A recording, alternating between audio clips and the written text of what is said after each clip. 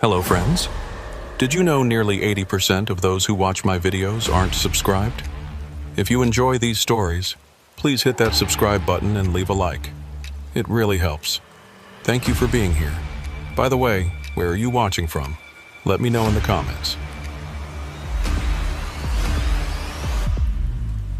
I've been driving rigs for 23 years now, and in all that time, I've learned one thing that matters more than anything else. The road doesn't care about you. It doesn't care about your schedule, your deadlines, your family waiting back home, or the bills piling up on your kitchen table. The road is just there, stretching out mile after mile, and it's up to you to survive it. My name is Reuben Lawton, and I haul freight across the American Southwest, mostly between Las Vegas and Phoenix, sometimes pushing further east into New Mexico or north into Utah. I've seen things out there that I can't explain, things that make me question whether the road is as empty as it looks in the rearview mirror. But what happened to me on Highway 93 last October changed everything I thought I knew about driving alone at night. It was a Tuesday when I picked up the load in Henderson, just outside Vegas. The dispatcher had called me in early because one of the regular guys had called out sick, and they needed someone to take 40,000 pounds of industrial equipment down to a construction site in Wickenburg, Arizona. It wasn't my usual route, but the money was good, and I'd driven that stretch of 93 enough times to know what I was getting into. The highway cuts through some of the most desolate country you'll ever see. Nothing but desert scrub, distant mountains, and the occasional ghost town that looks like it hasn't seen a living soul in 50 years. During the day, it's beautiful in a stark, lonely kind of way. At night, it's something else entirely. I left Henderson around 6 in the evening, figuring I'd make Wickenburg by midnight if I kept a steady pace. The sun was already low in the sky, painting the desert in shades of orange and purple, and I remember thinking how peaceful it all looked. I had my thermos of coffee, a bag of beef jerky, and a playlist of old country songs queued up on my phone. Everything felt normal, everything felt routine. I'd made runs like this 100 times before, and there was no reason to think this one would be any different. But the desert has a way of keeping secrets, and that night it decided to show me one of them. The first hour passed without incident. I crossed Hoover Dam, which is always a surreal experience at twilight. All that concrete holding back an impossible weight of water, the lights of the dam reflecting off Lake Mead like scattered stars. Then I was out on the open highway, the last traces of civilization fading in my mirrors as the road climbed into the hills. The radio stations started to drop out one by one, replaced by static and the occasional fragment of a Spanish-language broadcast from somewhere across the border. I switched to my playlist and let Johnny Cash keep me company as the darkness settled in. It was just past 8 o'clock when I noticed the first set of headlights behind me. That's not unusual on Highway 93. It's a major trucking route, and you're bound to have company even at odd hours. But something about these lights caught my attention. They were sitting about a quarter-mile back, keeping a steady distance, and they weren't getting any closer or falling any further behind. That's strange behavior for another trucker. Usually, if someone's faster than you, they'll come up and pass. If they're slower, they'll gradually fade away in the distance. These lights just hung there, like they were tethered to the back of my trailer. I adjusted my side mirror and tried to get a better look at the vehicle, but all I could see were those headlights. 2 bright white dots cutting through the darkness. No running lights, no outline of a cab or trailer. Just the lights. I figured it was probably just another driver on cruise control, matching my speed by coincidence, and I put it out of my mind. The desert was quiet, the road was empty, and I had a delivery to make. I took a sip of coffee and kept my eyes forward. About 20 minutes later, I looked in the mirror again and felt a cold prickle at the back of my neck. The first set of lights was still there, exactly where it had been before. But now there were two more sets behind it, arranged in a perfect line, all three of them maintaining the same distance from my trailer and from each other. 3 trucks, all running without their marker lights, all keeping formation like some kind of military convoy. In 23 years of driving, I'd never seen anything like it. I reached for the CB radio and clicked it on, scanning through the channels to see if I could raise any of the drivers behind me. The radio had been quiet all night, not unusual for this stretch of road, but now it seemed almost aggressively silent, the static humming with an empty, expectant quality that made my skin crawl. I keyed the mic and spoke into it, my voice sounding strange and hollow in the dark cab. "This is Lawton, northbound on 93 approaching Dolan Springs. I've got 3 trucks on my tail running without markers. You boys want to identify yourselves?" I released the key and waited. The static hummed. Nothing else came back. I tried again on a different channel, then another, working my way through the frequencies. The silence was absolute. It was like the radio waves themselves had been swallowed up by the desert.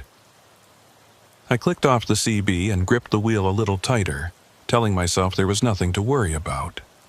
Maybe the other drivers just didn't have their radios on. Maybe they were running silent because they didn't want to be bothered. There were a dozen reasonable explanations, and I went through all of them in my head, trying to convince myself that everything was fine. But there was a knot forming in my stomach that wouldn't go away. A primal instinct telling me that something was wrong. The road curved around a rocky outcropping, and for a moment the headlights behind me disappeared from view. I felt a brief surge of relief, like maybe I'd just imagined the whole thing. Then I came out of the curve and checked my mirror, and the lights were there again. All 3 sets, still in formation, still maintaining that same precise distance. They hadn't fallen behind during the curve the way normal traffic would. They'd matched my line exactly, as if they were attached to invisible cables running from the back of my trailer.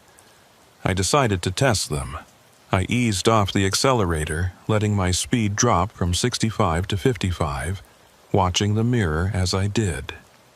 The lights behind me slowed in perfect sync, maintaining their distance without so much as a wobble. Then I pressed down on the gas, bringing my speed back up to 65, then 70, pushing the engine harder than I probably should have with a full load. The lights matched me step for step, staying exactly where they'd been before. It was like they weren't being driven at all, like they were just following, the way your shadow follows you when you walk across a parking lot.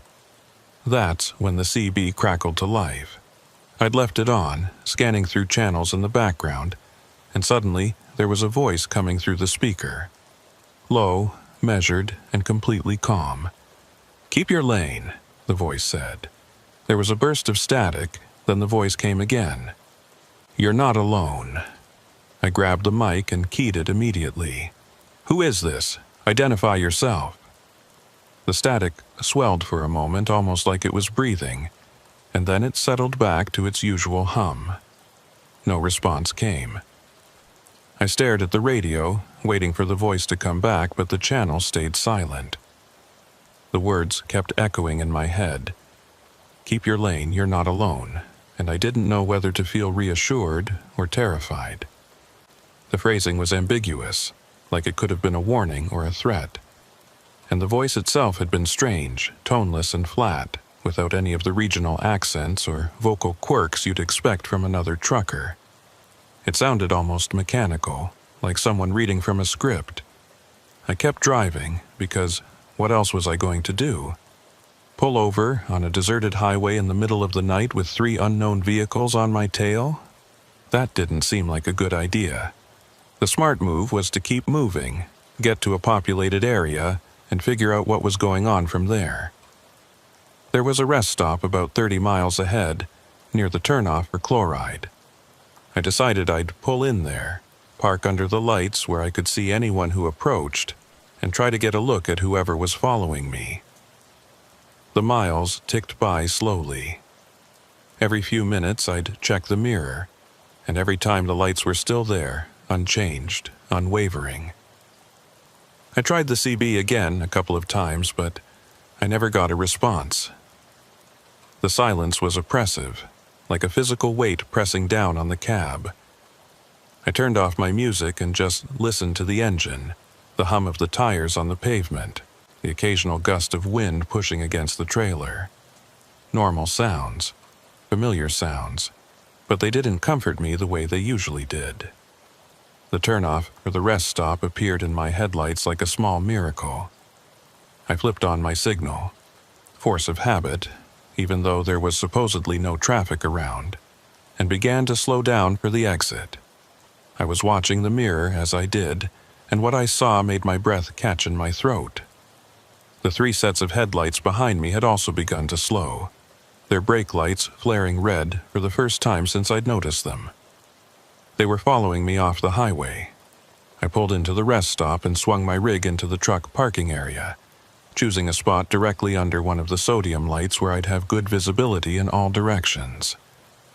I set the brake and killed the engine, then sat there in the sudden silence, watching my mirrors and waiting to see what happened next. The access road from the highway curved through a stand of scraggly trees before opening up into the parking lot, so I couldn't see the other vehicles until they were almost on top of me. A minute passed, then another. The trees at the edge of the parking lot stood motionless in the still air, their branches throwing twisted shadows across the pavement. The rest stop was deserted. No other trucks, no cars, just a small brick building with restrooms and a couple of vending machines glowing faintly in the darkness.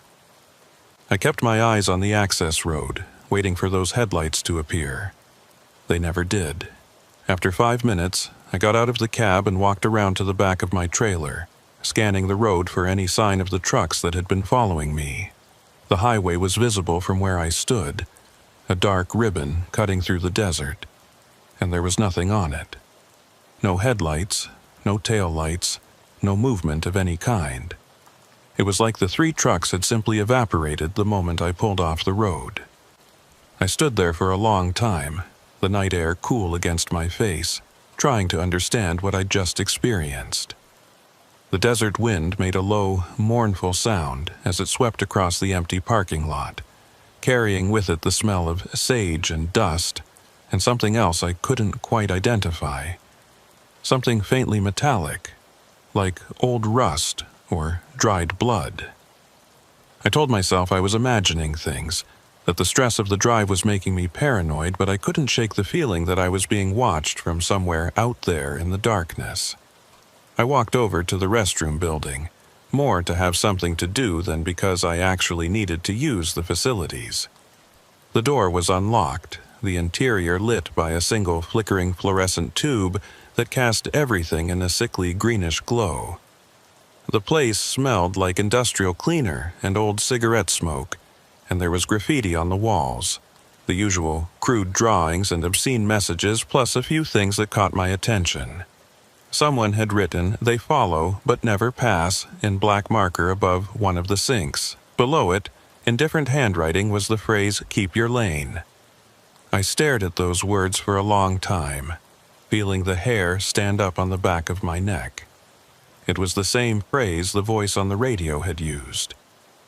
I tried to convince myself it was just a coincidence, that "keep your lane" was a common enough expression among truckers, that someone had probably written it there as a joke or a piece of general advice. But standing in that dingy restroom in the middle of nowhere, with the fluorescent light buzzing overhead and the desert wind howling outside, I couldn't make myself believe it. I went back to my truck and sat in the cab with the doors locked, trying to decide what to do. Part of me wanted to call someone, my wife, my dispatcher, the highway patrol, but I didn't know what I would say. That I'd been followed by 3 trucks that had disappeared. That someone had said cryptic things to me over the CB. That I'd found graffiti in a restroom that spooked me. None of it sounded like anything worth reporting. None of it sounded like anything at all, really, except the paranoid ramblings of a tired driver who'd been on the road too long. I decided to push on to Wickenburg and make my delivery. Whatever had happened on the highway was over now, and the best thing I could do was put it behind me and focus on the job. I started the engine, pulled out of the rest stop, and merged back onto Highway 93, keeping my speed steady and my eyes on the road ahead. For the first few miles, everything was quiet. The highway stretched out before me like a black river, the desert rolling away on either side into infinite darkness.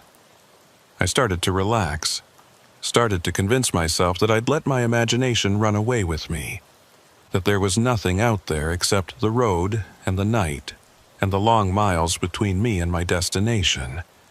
Then I looked in the mirror. The 3 sets of headlights were back. They were sitting about a quarter mile behind me, arranged in their perfect formation, maintaining the same precise distance they'd kept before I pulled off at the rest stop.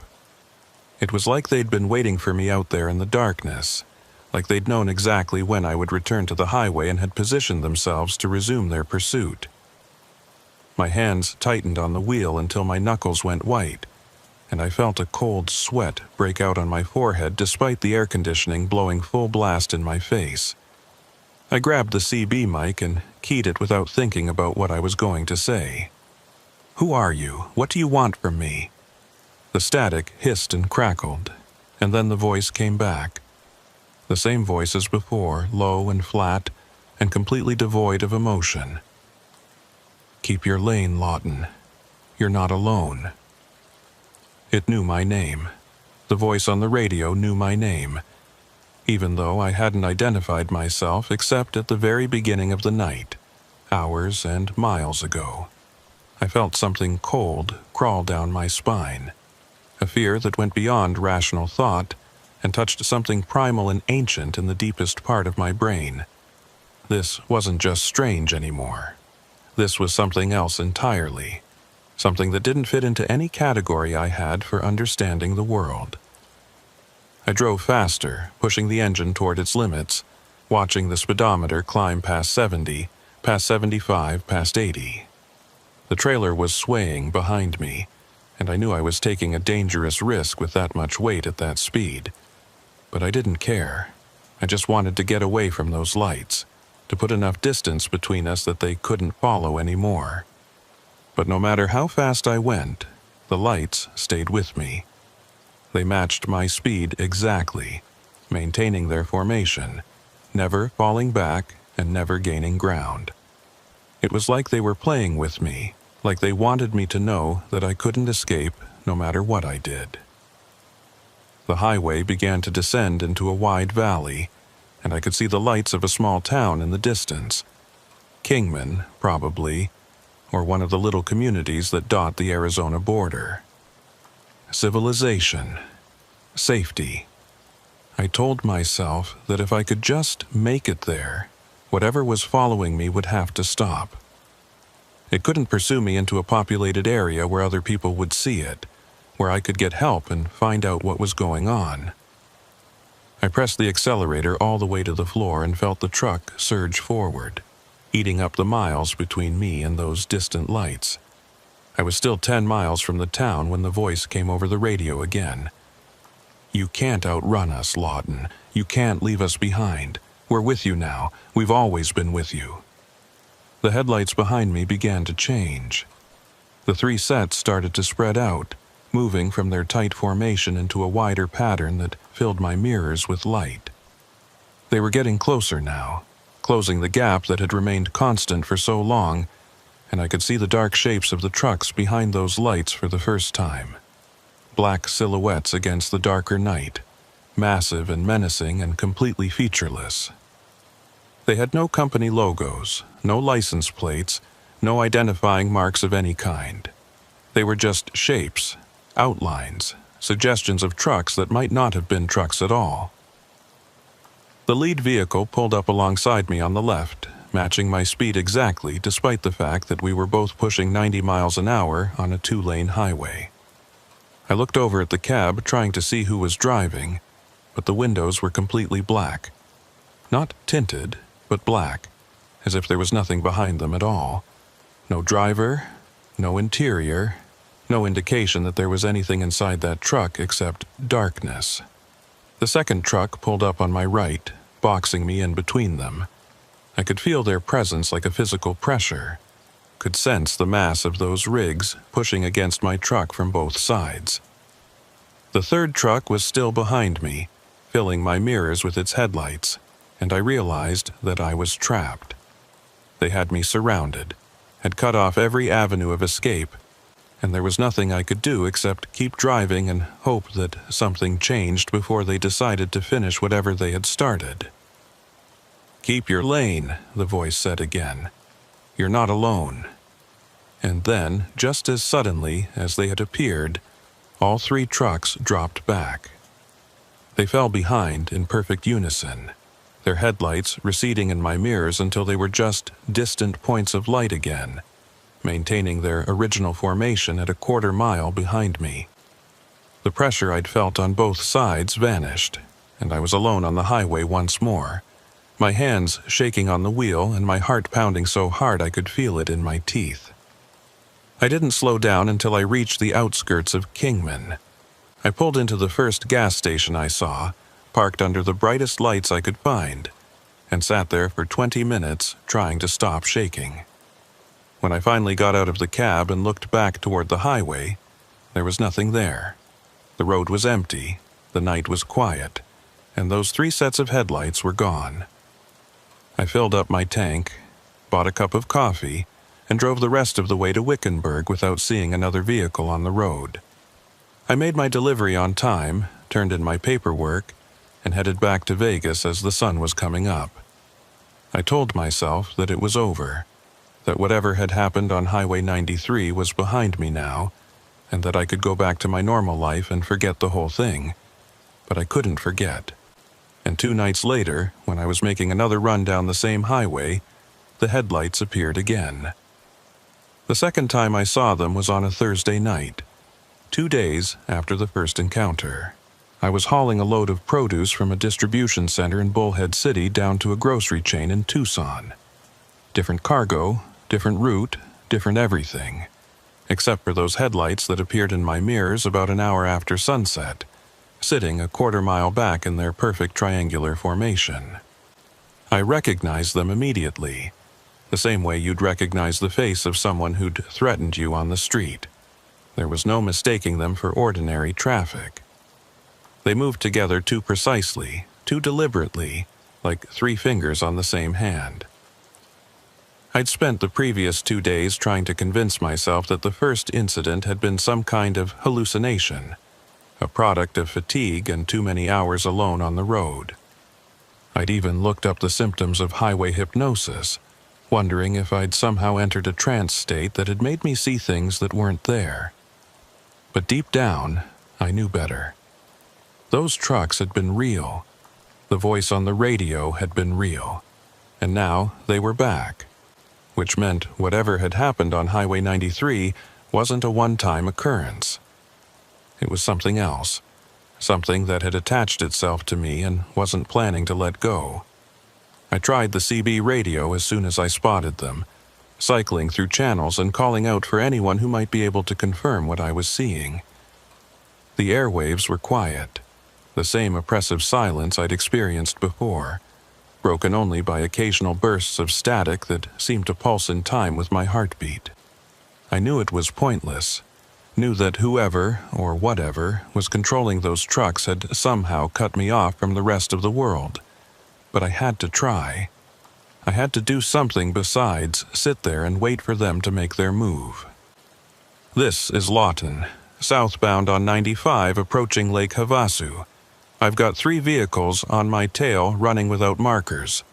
Anyone else seeing this, come back. Static, silence. Then, so faint I almost missed it, a whisper of sound that might have been words, or might have been nothing at all. I cranked up the volume and pressed the speaker against my ear, straining to hear. Not alone. Keep your lane. Not alone. The same message, repeated like a mantra, like a prayer. I threw the mic down and gripped the wheel with both hands, feeling the truck shudder slightly as a gust of desert wind pushed against the trailer. The headlights in my mirrors remained steady, unchanging, maintaining their distance with mechanical precision. I realized I was holding my breath and forced myself to exhale, to think, to figure out what I was going to do. My first instinct was to call Marlow Creek. Marlow was another driver who worked the same routes I did, a 20-year veteran with a reputation for having seen just about everything the road could throw at you. We'd helped each other out of jams more times than I could count over the years. Flat tires, engine trouble, way station hassles, all the usual problems that come with the job. If anyone would believe me about what was happening, it would be Marlow. And if anyone would know what to do about it, it would be him. I grabbed my cell phone and pulled up his number. But when I tried to call, the screen showed no signal. I checked the coverage map on my phone, and according to that, I should have had 3 or 4 bars in this area. But the phone was dead, just like the CB, just like everything else that might have connected me to the outside world. I was isolated, cut off, alone with those headlights and whatever was driving them. The highway curved around a rocky bluff, and for a few seconds the lights disappeared from my mirrors. I felt a surge of hope that maybe they'd given up, maybe they'd found someone else to follow. Maybe this whole nightmare was finally over. Then I came out of the curve and looked in the mirror, and my stomach dropped. They were still there, exactly where they'd been before, as if the curve had never happened at all. But now there were 4 of them. A 4th set of headlights had joined the formation, taking up position behind the original 3. They were arranged in a perfect diamond shape now, 4 points of light hanging in the darkness behind me like a constellation that had dropped out of the sky. I watched them for a long moment, feeling something cold settle into my chest. This wasn't just a repeat of what had happened 2 nights ago. It was escalating. I drove for another hour with those lights behind me, and during that hour I saw 2 more sets join the formation. 6 trucks now, all running without markers, all maintaining that same impossible precision in their spacing and speed. They never got closer and never fell back, never made any move that would explain what they wanted from me. They just followed, patient and relentless, like predators tracking wounded prey across the savannah. Around 10 o'clock I approached a truck stop I knew well, a big place with fuel islands, a restaurant, and usually plenty of other drivers around at this hour. I'd planned to bypass it and push on to Tucson, but with 6 trucks on my tail and no way to call for help, I decided to pull in and see what happened. If nothing else, there would be witnesses. If nothing else, I wouldn't be alone. I took the exit and pulled into the truck stop parking area, choosing a spot near the fuel islands where there were other trucks and plenty of light. I set the brake and killed the engine, then twisted around in my seat to look out the back window at the access road. I waited to see those headlights come around the curve, waited to finally get a clear look at the trucks that had been following me. They never came. I sat there for 10 minutes, watching the empty road, and not a single vehicle pulled into the truck stop behind me. The formation had dissolved the moment I left the highway, just like before. I got out of my cab and walked around to the back of my trailer, scanning the darkness for any sign of those 6 sets of headlights. The highway was visible in the distance, and there were a few cars and trucks passing by, their lights coming and going like normal traffic. But nothing that looked like the convoy that had been tailing me for the past 2 hours. I walked into the truck stop and ordered a cup of coffee at the counter, trying to gather my thoughts. The place was about half full, mostly drivers sitting alone in booths, eating late dinners or staring at their phones. Normal people living normal lives, completely unaware that something inexplicable was happening out there on the highway. I wanted to grab one of them and ask if they'd seen the trucks, if they'd noticed anything strange on the road tonight, but I knew how that would sound. I'd come across like a crazy person, like someone who'd been driving too long and had started seeing things. I was sitting at the counter staring into my coffee and trying to decide what to do, when a woman in a truck stop uniform approached me from behind the register. She was middle-aged with gray-streaked hair and a name tag that said Faye, and she was looking at me with an expression that was somewhere between concern and curiosity. "You doing okay, hun?" she asked. "You look like you've seen a ghost." I laughed, but there wasn't any humor in it. "Something like that. You wouldn't believe me if I told you." Faye tilted her head and studied me for a moment, like she was trying to make up her mind about something. Then she leaned in closer and lowered her voice. "You're not the first driver to come in here looking the way you do," she said. "Not the first one to come in here asking about trucks without markers, trucks that follow but never pass. We've been hearing stories like that for years now. More and more of them lately." I felt something shift in my chest, a combination of relief and dread. Relief because I wasn't crazy, because other people had seen what I was seeing. Dread because that meant it was real. It was actually happening, and I wasn't any closer to understanding what it was or what it wanted. "What do people say about them?" I asked. "The trucks, what do they say?" Faye glanced around the restaurant, making sure no one was listening. "They say they're ghosts.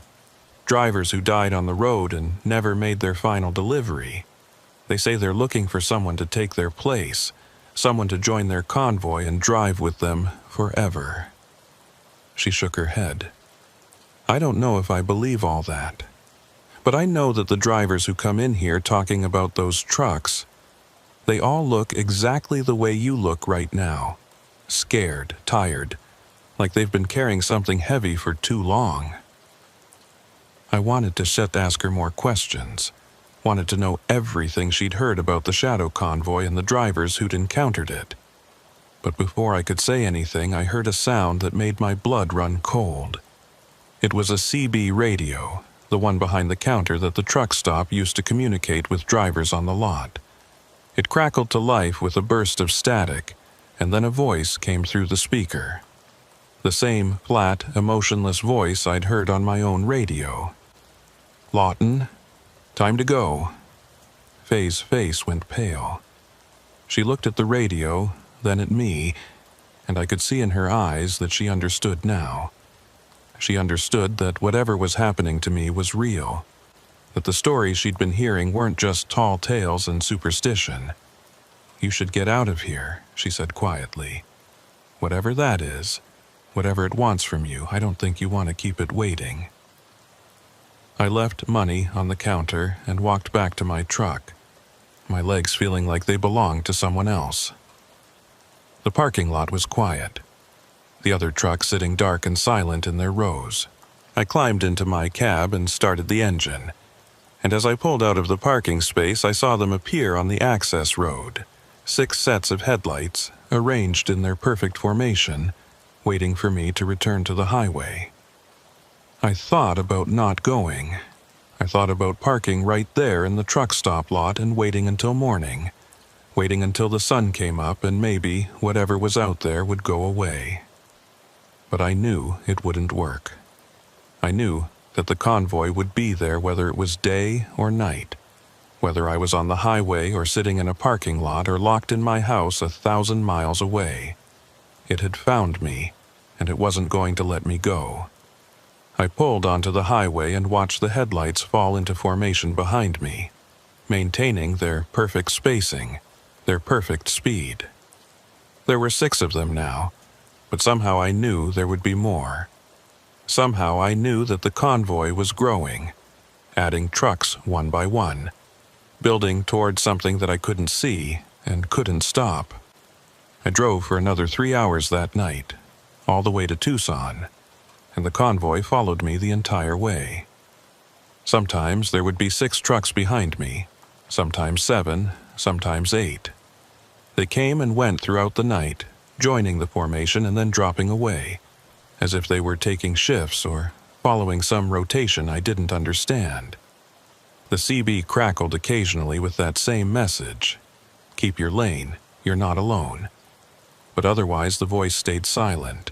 It had delivered its warning, and now it was just waiting, watching, following. I made my delivery the next morning and headed back to Vegas, taking a different route this time, staying on the main interstates where there was plenty of traffic and plenty of light. For 2 days, I didn't see the convoy. I started to hope that maybe it was tied to that one stretch of road, that Highway 93 corridor between Vegas and Arizona where I'd first encountered it. Maybe if I just avoided that area, stuck to other routes, I'd be okay. But on the third night, they found me again. I was on Interstate 15, halfway between Vegas and Los Angeles, surrounded by other vehicles and bathed in the glow of a million headlights and street lamps and highway signs. And there they were, sitting a quarter-mile back in my mirrors, arranged in their formation, completely invisible to everyone except me. The other drivers on the road passed them without a glance, without any indication that they could see the black trucks with no markers that were following me through the night. It was like the convoy existed on a different plane, a shadow version of the highway that only I could access. I called Marlowe that night from a truck stop outside Barstow. I'd finally gotten a signal on my phone, and I didn't care anymore how crazy I sounded. I needed to talk to someone, needed to know if anyone else had experienced what I was going through. Marlowe listened without interrupting while I told him everything. The headlights, the voice on the radio, the trucks that disappeared whenever I stopped moving. When I finished, there was a long silence on the line. I thought maybe he'd hung up, or maybe he was trying to figure out how to tell me I'd lost my mind. But when he spoke again, his voice was quiet and serious, the way it gets when he's about to say something important. "Reuben, I've been driving these roads for 20 years, and I've heard stories about a lot of strange things. Ghost trucks, phantom hitchhikers, rest stops that don't exist anymore, all the usual stuff that gets passed around at truck stops and on the CB. Most of it's nonsense, just tales people tell to pass the time. But the convoy you're describing, the trucks with no markers that follow you but never pass, I've heard about that before, more than once.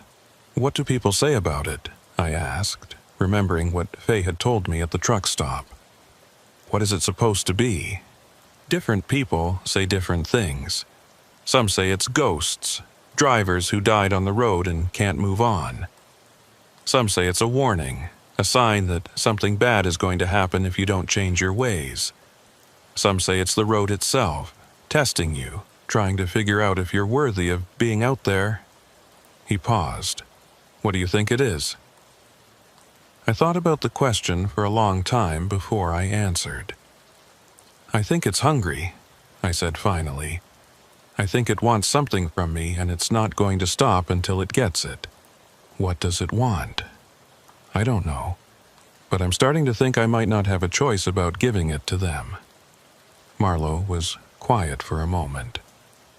"Listen, Reuben, I'm going to tell you something, and I want you to hear me out before you say anything. There's a man I know, a retired driver who lives out in Kingman. His name is Wheeler, and he used to run the same routes you do, back in the 80s and 90s. He had some experiences out there that he doesn't like to talk about, but I think he might know something about what you're going through. I think he might be able to help you." "What kind of experiences?" "The kind that made him quit driving. The kind that made him move out to the middle of nowhere and never get behind the wheel of a truck again." Marlowe gave me Wheeler's phone number and made me promise to call him. "And Reuben, be careful out there.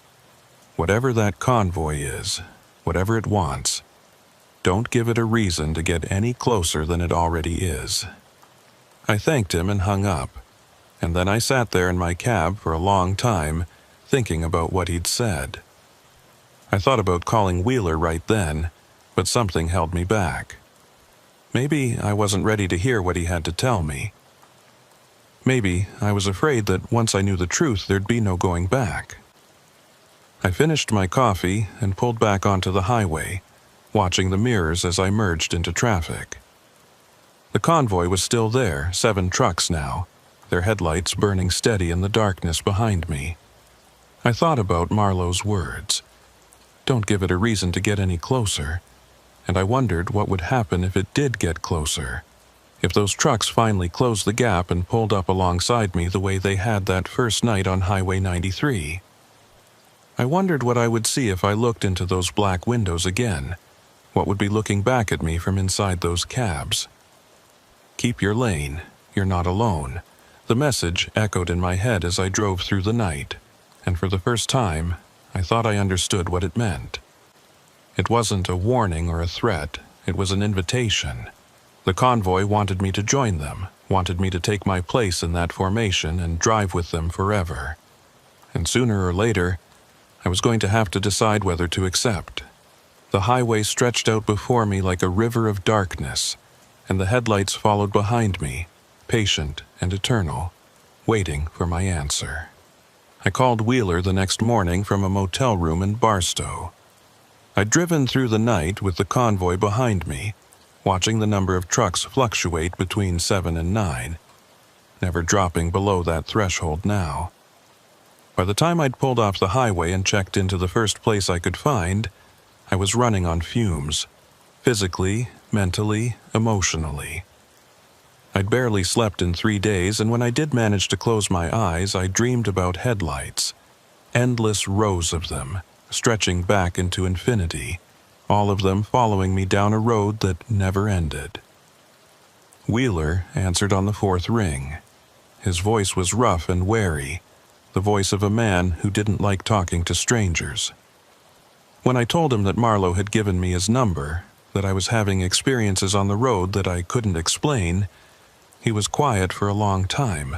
I could hear him breathing on the other end of the line, and I had the feeling he was deciding whether to hang up or hear me out.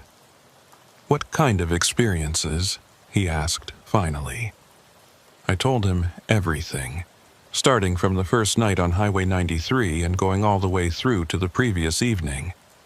I told him about the trucks without markers, the voice on the radio, the way the convoy disappeared whenever I stopped moving and reappeared whenever I returned to the highway. I told him about Faye at the truck stop and what she'd said about ghost drivers looking for someone to take their place. I told him that I was scared, that I didn't know what was happening to me, and that I needed help from someone who understood. When I finished, Wheeler let out a long breath, like he'd been holding it the entire time I was talking. "How many trucks are following you now?" he asked. 9, sometimes more, sometimes less, but it hasn't dropped below 9 in the last 24 hours. "And the voice on the radio, what does it say?" "Keep your lane. You're not alone. That's it." Over and over. Wheeler was quiet again, and I could almost feel him thinking, working through something in his head. "You need to come see me," he said. "Not tomorrow, not next week. Today. Right now. Can you do that?" "I've got a load I'm supposed to pick up in Vegas this afternoon. Forget the load. Call your dispatcher and tell them you're sick. Tell them your truck broke down. Tell them whatever you need to tell them. But you need to get to Kingman as fast as you can. I'll text you my address. Don't stop for anything except fuel, and whatever you do, don't pull over after dark. You understand me?" I understood him. I didn't know what he was going to tell me, but I understood the urgency in his voice, and I understood that he believed what I was telling him. That was enough for now. I called my dispatcher and told him I had a family emergency, that I needed to take a few days off and couldn't make the Vegas pickup. He wasn't happy about it, but I'd been driving for the company for 8 years without missing a single load, so he cut me some slack. I grabbed my bag from the motel room and headed for my truck, squinting against the morning sun as I crossed the parking lot. The convoy was waiting for me on the highway. I saw them as soon as I merged onto the interstate. 9 sets of headlights, even in broad daylight, burning through the morning haze like stars that refused to set. I'd never seen them during the day before, and somehow that made it worse. It meant they weren't bound by the rules I'd assumed they followed, weren't limited to the darkness the way I'd hoped. They could find me anytime, anywhere. There was no hiding from them. I drove east on Interstate 40, pushing the speed limit as much as I dared, watching the convoy maintain its position in my mirrors. The desert rolled past on both sides, flat and brown and empty, dotted with the occasional gas station or cluster of buildings that passed for a town out here. I tried the CB a few times, calling out to other drivers, but the airwaves were dead. The silence was complete, broken only by the hum of my engine and the whisper of wind against the cab. Around noon, something changed. The voice came over the radio without warning, filling the cab with its flat, affectless tone. But this time, it wasn't just repeating the same message. This time, it was saying something new. "You're getting close now, Lawton. Close to the place where it started. Close to the place where it has to end." I grabbed the mic and keyed it. "What place? What are you talking about?" "The mile marker. The one that isn't there. The one that's been waiting for you since before you were born." The radio went silent, and I was left with the echo of those words bouncing around inside my skull. The mile marker that isn't there. I didn't know what it meant, but something about it felt familiar, like a half-remembered dream or a story someone had told me a long time ago. I pushed the thought aside and focused on the road, on getting to Kingman, on finding Wheeler and getting some answers. I pulled into Kingman around 2 in the afternoon and followed the GPS to Wheeler's address. He lived in a small house on the outskirts of town, a single-story place with a chain-link fence and a yard full of desert landscaping. There was an old pickup truck in the driveway, but no sign of a semi. No indication that the man who lived here had ever been a long-haul driver. I parked on the street and walked up to the front door, feeling the heat of the afternoon sun on my back. Wheeler answered before I could knock, like he'd been watching for me through the window. He was in his 60s, lean and weathered, with gray hair pulled back in a ponytail and eyes that looked like they'd seen things they wished they could forget. He studied me for a moment without speaking, then stepped aside and gestured for me to come in. The inside of the house was dim and cool, the blinds drawn against the afternoon glare.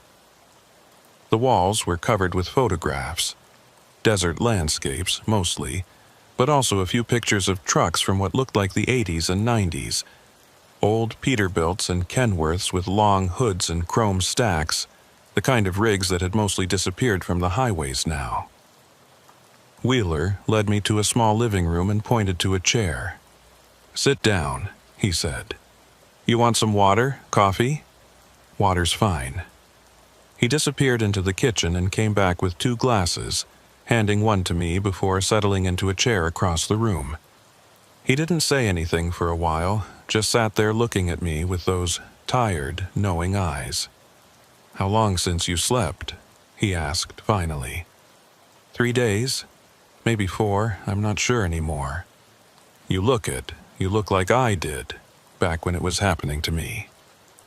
He took a drink of his water and set the glass down on the table beside him. "You want to know what it is? The thing that's following you. You want to know why it chose you and how to make it stop. Yes, I can tell you some of it. The rest, you're going to have to figure out for yourself, because everyone's experience is different. But I can tell you what happened to me, and maybe that'll help you understand what you're dealing with." Wheeler leaned back in his chair and looked at the ceiling, like he was searching for the right words. When he spoke again, his voice was quieter, more distant, like he was talking about something that had happened to someone else. "It started for me in 1987. I was running freight between Phoenix and Albuquerque, same routes I'd been driving for 10 years. Good runs, steady work, no problems. Then one night I started seeing the headlights. 3 of them at first, just like you described. They followed me for about 50 miles, then disappeared when I pulled off for fuel. I thought I'd imagined it, Thought maybe I was just tired and seeing things. But they came back the next night, and the night after that, and pretty soon they were there every time I got behind the wheel. How long did it last? I asked. 6 weeks. 6 weeks of driving with those lights behind me. 6 weeks of hearing that voice on the radio telling me to keep my lane. 6 weeks of not sleeping, not eating, not being able to think about anything except what was following me and what it wanted. He shook his head slowly. I thought I was losing my mind. I thought maybe I'd had some kind of breakdown and was hallucinating the whole thing. But then I started talking to other drivers, and I found out I wasn't the only one. There were others who'd seen the convoy, who'd heard the voice. Some of them had been dealing with it for months, even years, and some of them, he stopped, and I saw something dark pass across his face. Some of them what? Some of them didn't make it. They'd be driving along, convoy behind them like always, and then one day they'd just disappear.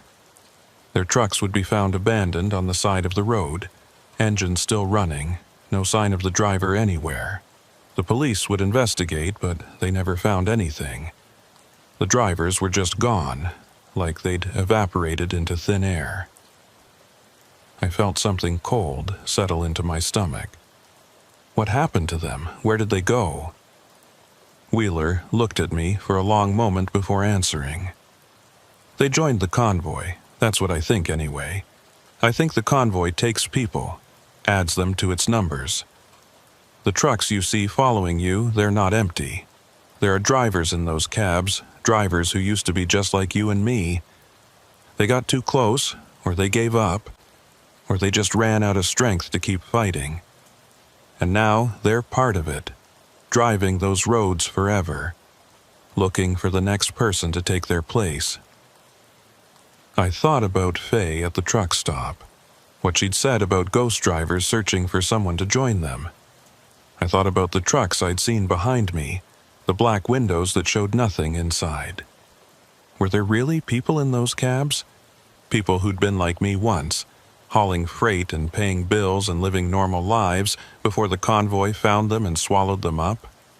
How did you get away? I asked. You said it lasted 6 weeks. How did you make it stop?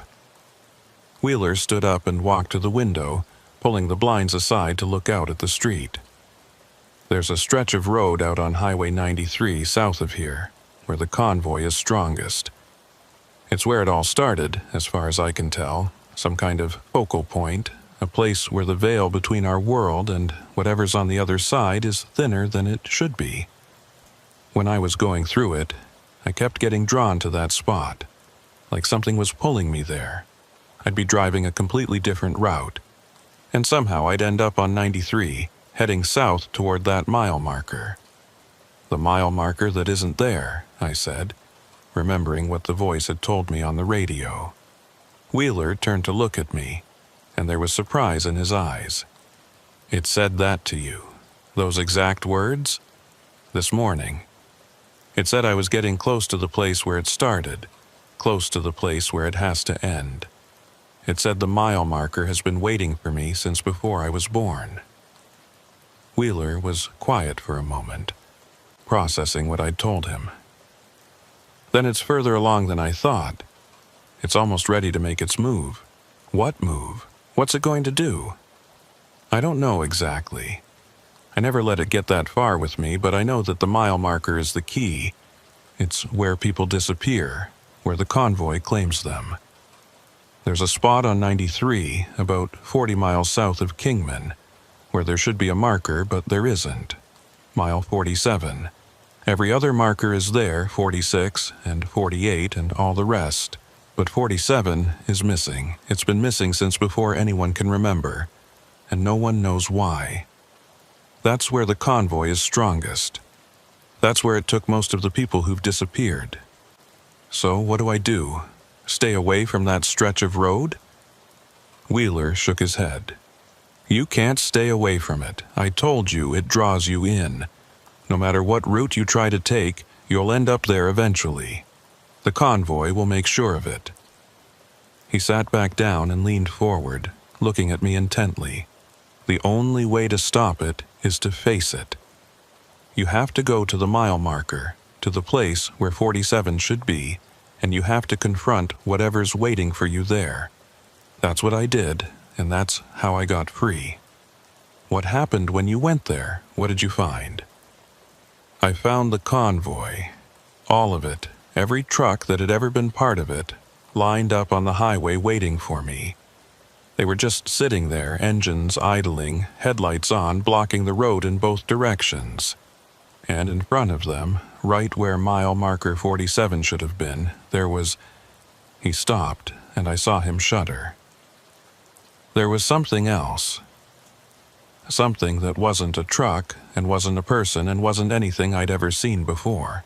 It was like a hole in the world, a dark spot that swallowed up the light around it, and it was watching me, waiting for me to come closer. What did you do? I drove toward it. I put my foot on the gas and I drove straight at that thing because I didn't know what else to do.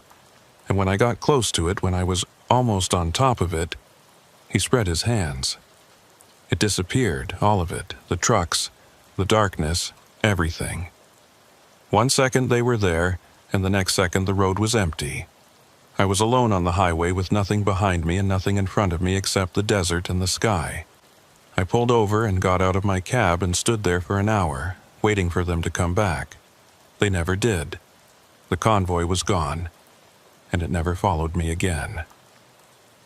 I sat with that for a while, trying to understand what he was telling me. So you're saying I need to go to mile marker 47 and drive toward whatever's waiting there? That's how I make it stop? That's how I made it stop. Whether it'll work for you, I don't know. Like I said, everyone's experience is different. Wheeler stood up again, and I could see that the conversation was draining him, bringing back memories he'd spent years trying to forget. But I know one thing for sure. You can't keep running from it. The more you run, the stronger it gets. The more trucks it adds, the closer it gets to taking you. If you don't face it soon, you won't get another chance. I stayed at Wheeler's house for another hour, asking questions and trying to prepare myself for what I had to do. He told me everything he could remember about his experience at mile marker 47, the way the convoy had arranged itself, the feeling of wrongness that had filled the air, the moment when he'd made the decision to drive toward the darkness instead of away from it. He told me that he'd never understood exactly what the convoy was or where it came from, but he believed it was something old, something that had been using that stretch of highway long before there were trucks or cars or roads of any kind. It was a predator, he said, a hunter that used the isolation and the darkness and the endless repetition of the road to wear down its prey until they were too weak to resist. By the time I left his house, the sun was starting to go down. Wheeler walked me to my truck and stood there while I climbed into the cab. "You don't have to do this tonight," he said.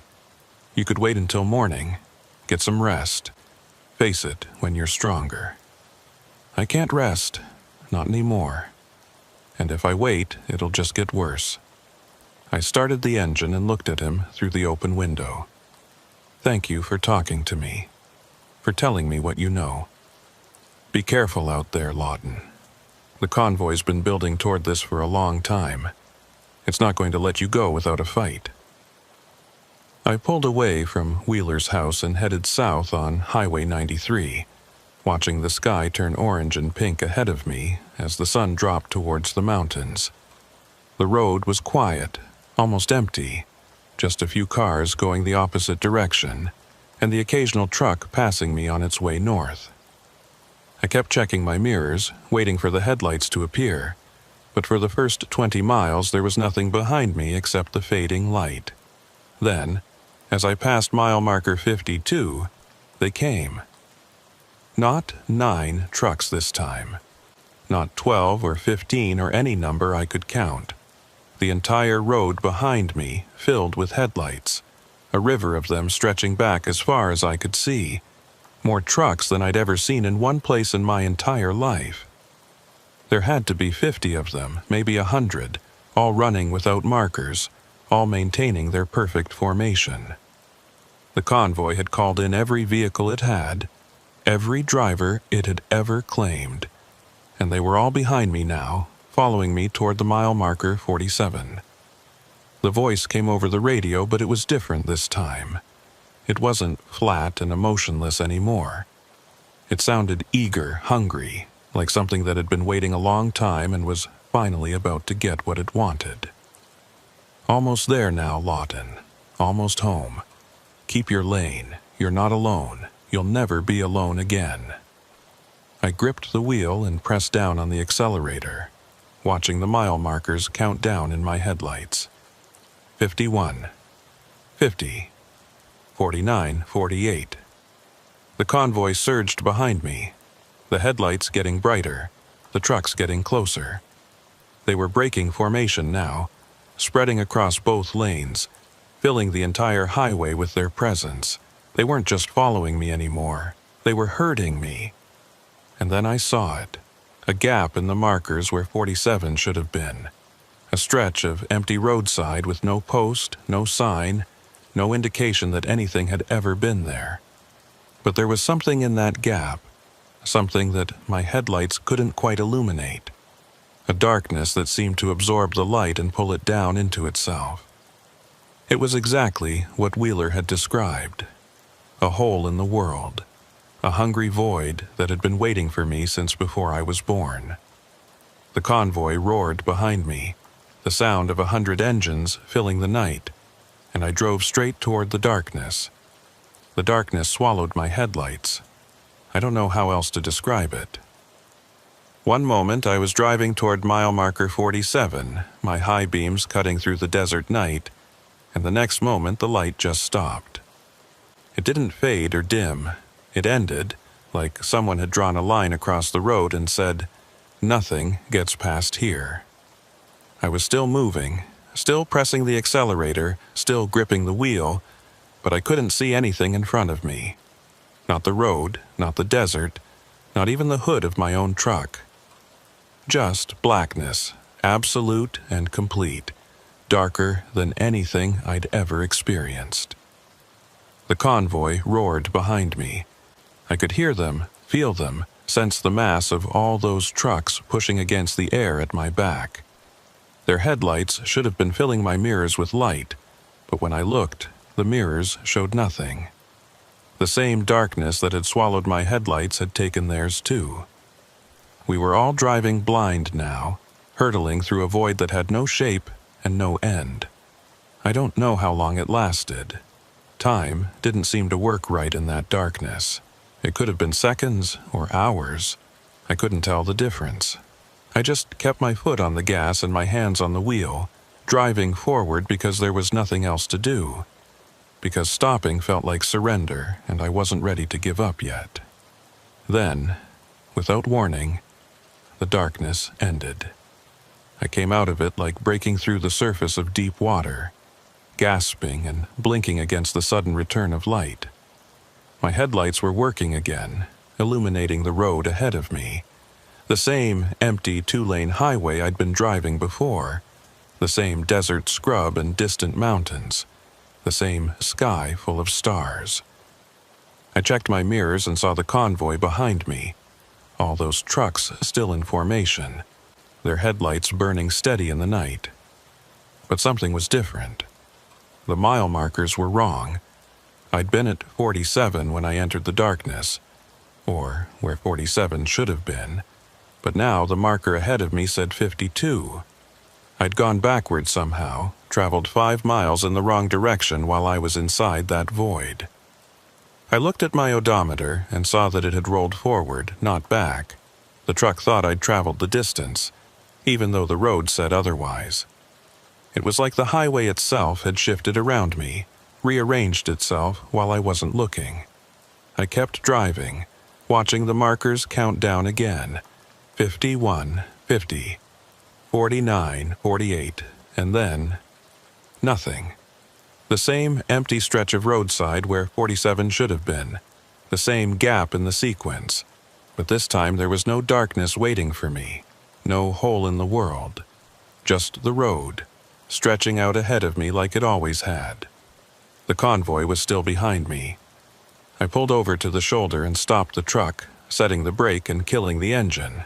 I needed a moment to think, to figure out what had happened and what I was supposed to do next. Wheeler had said the darkness would disappear when he drove toward it, that the convoy would vanish and leave him alone. But that hadn't happened to me. I'd gone through the darkness and come out the other side, and nothing had changed. The trucks were still there, still waiting, still watching. I sat in the cab for a long time, staring at the headlights in my mirrors. They weren't moving, weren't getting closer or falling back. They were just there, 100 points of light arranged in their perfect formation, patient and eternal. I thought about what Wheeler had told me, about the drivers who'd disappeared at mile marker 47, the ones who'd joined the convoy and were still out there driving the roads forever. I wondered if that was what was happening to me, if I'd already crossed some threshold without realizing it and was now trapped in the same loop they were. That's when the CB crackled to life. You made it through, Lawton. Not many do. Not many have the strength to keep driving when the darkness comes. I grabbed the mic, my hands shaking. What do you want from me? Why won't you leave me alone? We don't want anything from you. We're not trying to take you. We're trying to show you. Show me what? The voice was silent for a moment, and when it came back it sounded different. Not flat and mechanical anymore, but almost sad, almost human. The road doesn't end, Lawton. It never ends. You drive and you think you're getting somewhere, but you're not. You're just going in circles, the same routes over and over, the same miles, the same darkness. That's what we are. That's what we're trying to show you. The convoy isn't a threat. It's a mirror. I didn't understand what the voice was telling me, didn't know what it meant about mirrors and circles and roads that never end. But something about the words resonated in a place I couldn't quite identify. A deep and uncomfortable recognition that I didn't want to examine too closely. I'm not like you, I said into the mic. I'm not dead. I'm not a ghost. I'm just a driver trying to do my job and go home to my family. We were all just drivers once. We all had jobs and families and lives we thought were real. But the road took us, the way it takes everyone eventually. The road is patient. It can wait forever, and sooner or later, everyone runs out of miles. The radio went silent, and this time it stayed silent. I sat there in the dark cab, listening to the wind outside and the tick of the engine cooling down, trying to make sense of what I'd heard. The convoy is a mirror. The road never ends. Everyone runs out of miles. It sounded like nonsense, like the ramblings of something that had lost its mind after too long in the darkness. But I couldn't shake the feeling that there was truth in it somewhere, a meaning I was supposed to understand, but couldn't quite grasp. I started the engine and pulled back onto the highway, heading north toward Kingman. I didn't know what else to do, where else to go. I couldn't keep driving in circles all night, and I couldn't face the mile marker again. Not yet. Not until I'd had time to think about what had happened and what the voice had said.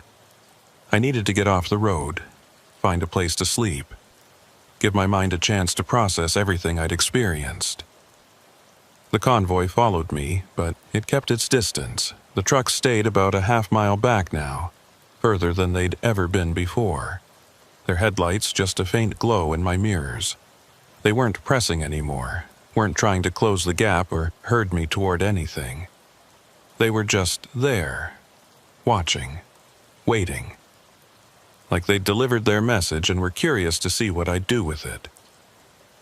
I made it to Kingman around midnight and checked into the same motel where I'd stayed before. I parked my truck in the lot and walked to my room without looking back at the highway, without checking to see if the headlights were still there. I knew they were. I could feel them, the way you feel someone watching you from across a room. They'd be there in the morning, and the morning after that, and every morning for the rest of my life. That was what the voice had been trying to tell me. The convoy wasn't going to take me, wasn't going to make me disappear like all those other drivers. It was just going to follow me forever. A reminder of something I was supposed to learn but hadn't learned yet. I lay down on the bed without undressing and stared at the ceiling, too tired to sleep and too wired to relax. My mind kept going over what had happened at mile marker 47, trying to find an explanation that made sense. Wheeler had driven toward the darkness, and it had disappeared. I'd driven toward the darkness and gone through it, come out the other side with nothing changed. What was the difference? What had he done that I hadn't? I thought about his story, about the way he'd described making the decision to face the convoy instead of running from it.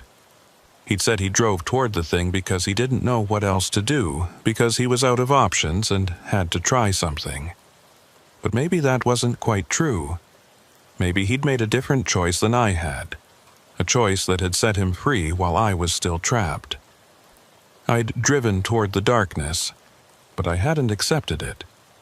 I'd gone through it with my foot on the gas and my hands on the wheel, fighting the whole way, refusing to let go of control even for a second. I'd treated it like an obstacle to overcome, a problem to solve, something to push through and leave behind. But what if that wasn't what the convoy wanted? What if the darkness wasn't a test of strength or courage, but something else entirely? The convoy is a mirror. The road never ends. I thought about my life on the road, the 23 years I'd spent hauling freight from one place to another. I thought about all the miles I'd driven, all the nights I'd spent alone in my cab, all the time I'd missed with my family because I was always gone, always chasing the next load.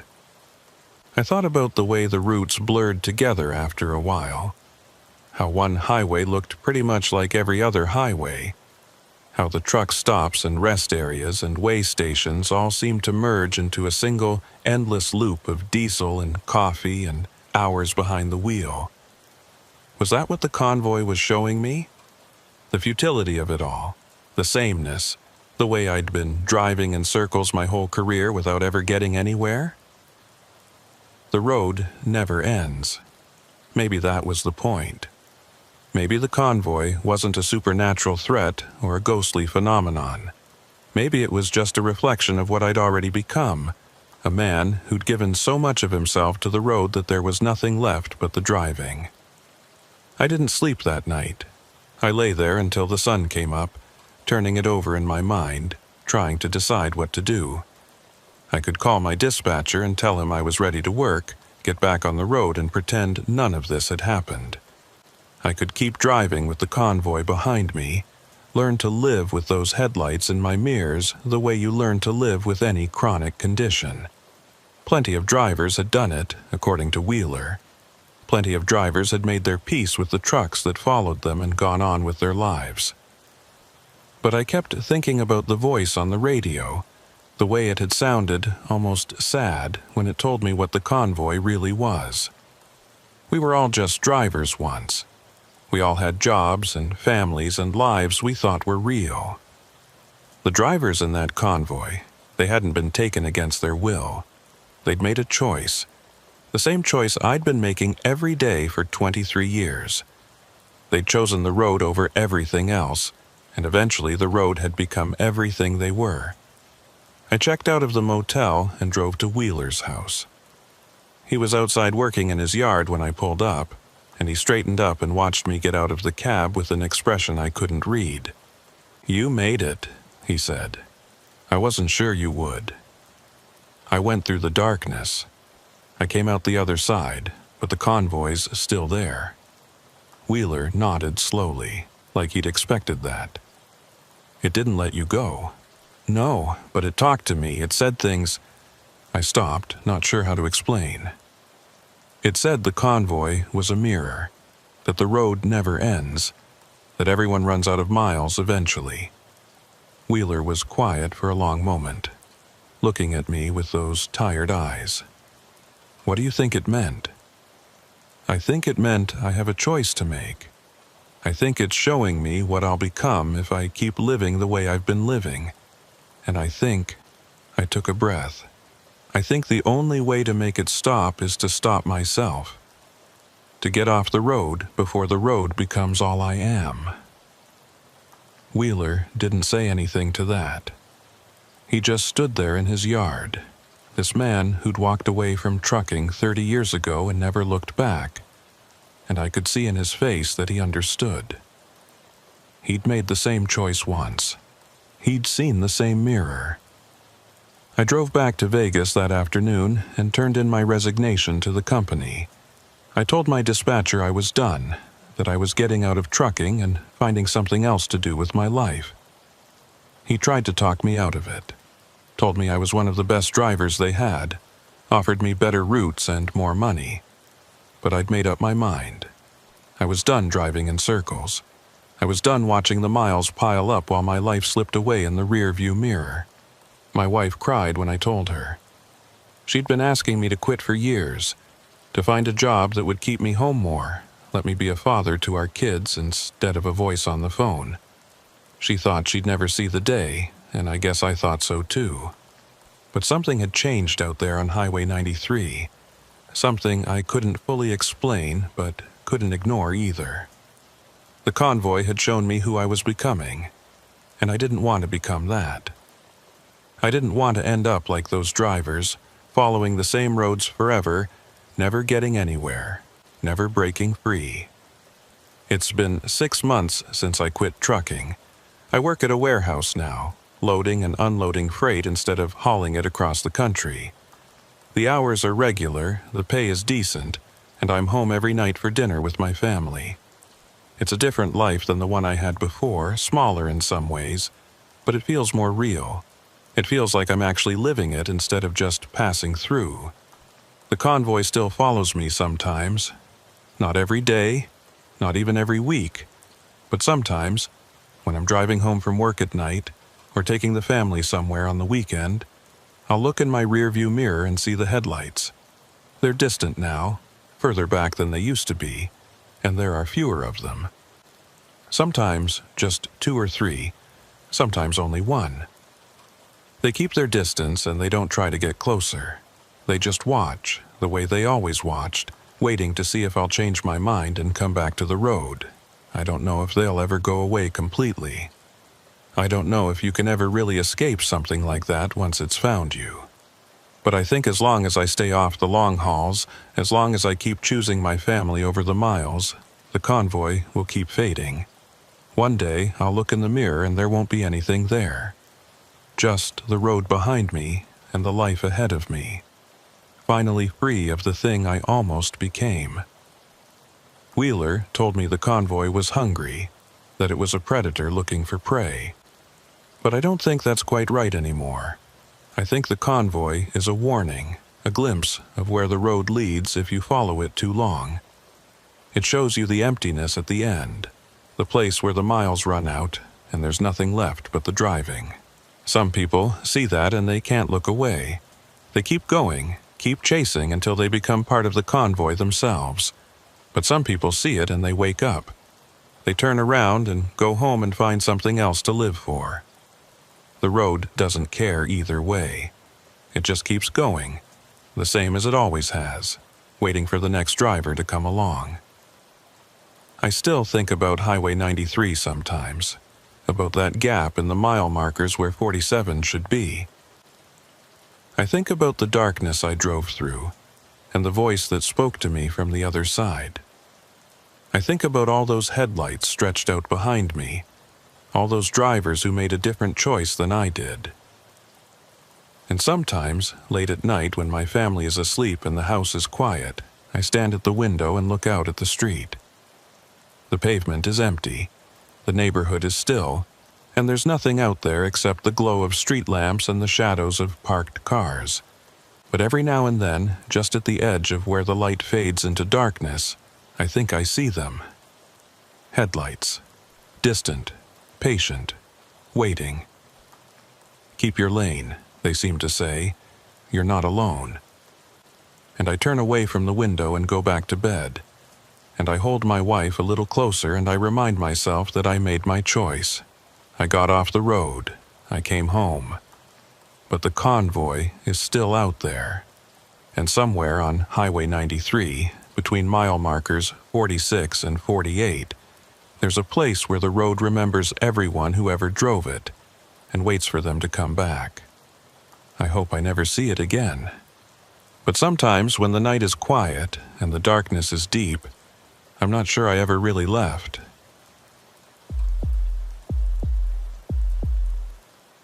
There's a stretch of Interstate 10 between El Paso and Tucson that most drivers try to avoid after dark.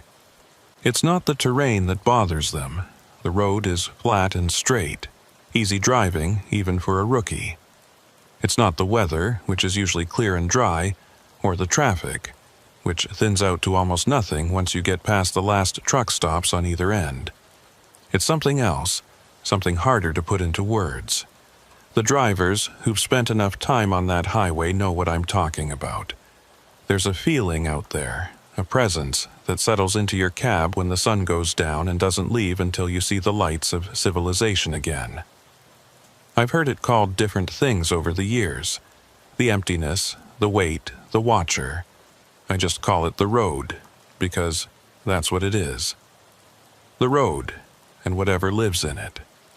My name is Gideon Rames, and I've been hauling freight across the Southwest for 19 years. In all that time, I've driven that stretch of I-10 more times than I can count, and I've felt the presence out there more times than I want to remember. But I never let it stop me, never let it change my routes or my schedule. I'm a professional, and professionals don't get spooked by feelings. At least, that's what I told myself until the night I lost my mile markers and found something waiting for me in the space where they should have been.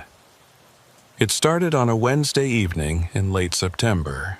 I was running a load of machine parts from a manufacturing plant in Houston to a distributor in Phoenix, a route I'd driven so many times I could practically do it in my sleep. The pickup had gone smoothly, the load was secured properly, and I was making good time as I crossed into New Mexico with the sun setting behind me. I figured I'd push through to Tucson that night, grab a few hours of sleep at a truck stop I knew, and make my delivery first thing in the morning. It was a solid plan, the kind of plan I'd executed 100 times before. But the road had other ideas. The first thing I noticed was the silence on the CB. I always keep the radio on when I'm driving, tuned to channel 19 to catch the chatter from other drivers about traffic and road conditions. It's part of the rhythm of long-haul trucking, that constant murmur of voices keeping you company through the empty miles. But as I passed through Las Cruces and headed west toward Deeming, the chatter started to fade. By the time I hit the Arizona border, it was gone completely. Just static, low and constant, like the sound of wind blowing through an empty room. I tried a few different channels, thinking maybe there was interference or a dead zone I'd forgotten about, but every frequency was the same, that same flat, featureless static, with no voices breaking through. I'd driven this route dozens of times, and I'd never experienced anything like it. There were always other trucks on this highway, always someone to talk to or at least listen to. The silence felt wrong, unnatural, like the road had swallowed up everyone except me. I checked my phone and found that I had signal, which was reassuring. At least I wasn't completely cut off from the world. I thought about calling my dispatcher to report the radio trouble, but I didn't want to sound paranoid over a little static. Radios malfunction sometimes, especially out here where the distances are long and the terrain plays tricks with the signals. I told myself it would clear up once I got further down the road, and I focused on driving. The sun finished setting around 7:30, and the desert turned from orange to purple to black in the space of 20 minutes. I switched on my headlights and settled into the rhythm of night driving, the steady hum of the engine, the glow of the dashboard instruments. the white lines scrolling past in the cone of light ahead of me. There's a kind of meditation to it, a trance state that takes over when you've been on the road long enough.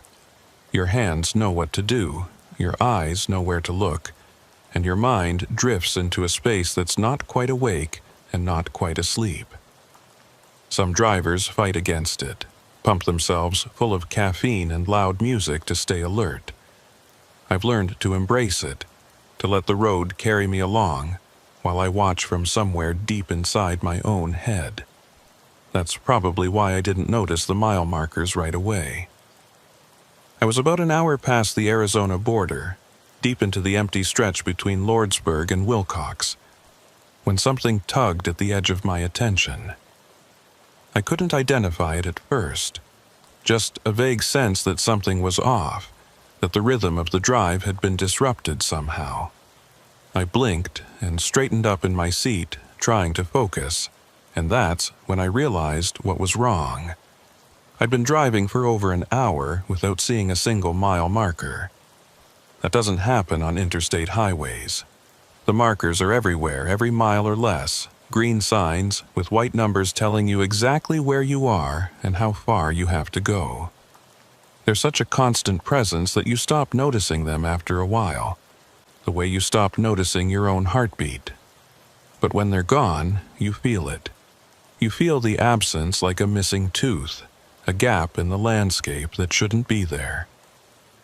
I started paying attention, watching for the next marker to appear in my headlights. A minute passed, then 2, then 5. Nothing. Just the empty road and the desert and the darkness pressing in on all sides. I checked my speedometer. I was doing 70, which meant I should have passed at least 5 or 6 markers since I started looking. But there was nothing. No signs at all, like someone had come along and removed them from the roadside. I grabbed my phone and pulled up the GPS, thinking maybe I'd missed a turn somehow and ended up on a different road. But the map showed me exactly where I expected to be. A blue dot moving west on I-10 toward Tucson. According to the GPS, the next mile marker should be coming up in less than half a mile. I watched the distance count down on the screen. 0.4 miles, 0.3, 0.2, 0.1, and then the marker should have appeared. It didn't. The GPS showed me passing the marker, showed my position moving beyond it, and continuing down the highway. But there was nothing on the roadside, no sign, no post, no indication that anything had ever been there. I slowed down and looked in my mirrors, thinking maybe I'd missed it somehow, but the road behind me was as empty as the road ahead. The mile marker existed on the map, but it didn't exist in the real world. It was there and not there at the same time. I pulled over to the shoulder and stopped the truck, leaving the engine running while I tried to figure out what was happening. I'd been driving this route for almost 2 decades, and I knew it as well as I knew my own name. The mile markers were always there, every single one of them, posted on the right side of the road at regular intervals from the New Mexico border all the way to Phoenix. They didn't just disappear. They didn't just stop existing. I got out of the cab and walked along the shoulder, shining my flashlight at the place where the marker should have been. There was nothing. No post, no hole where a post had been removed, no indication that anything had ever stood there. Just dirt and scrub, and the endless desert stretching away into the darkness. I walked 100 yards in each direction, checking both sides of the road, but I didn't find anything.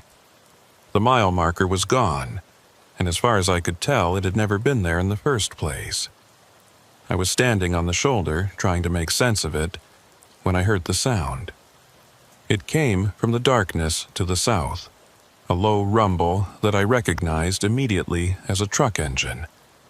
I felt a surge of relief. Another driver, someone I could flag down and ask about the missing markers, someone who could confirm that I wasn't losing my mind. I turned toward the sound and waited for the headlights to appear. They didn't. The engine sound got louder, closer, and I could tell from the pitch and the rhythm that it was a big rig, probably a Peterbilt or a Kenworth. But there were no headlights, no marker lights, no glow of any kind against the desert sky. Just the sound, growing and growing until it seemed like the truck should be right on top of me, and then it passed me. I felt it more than I saw it.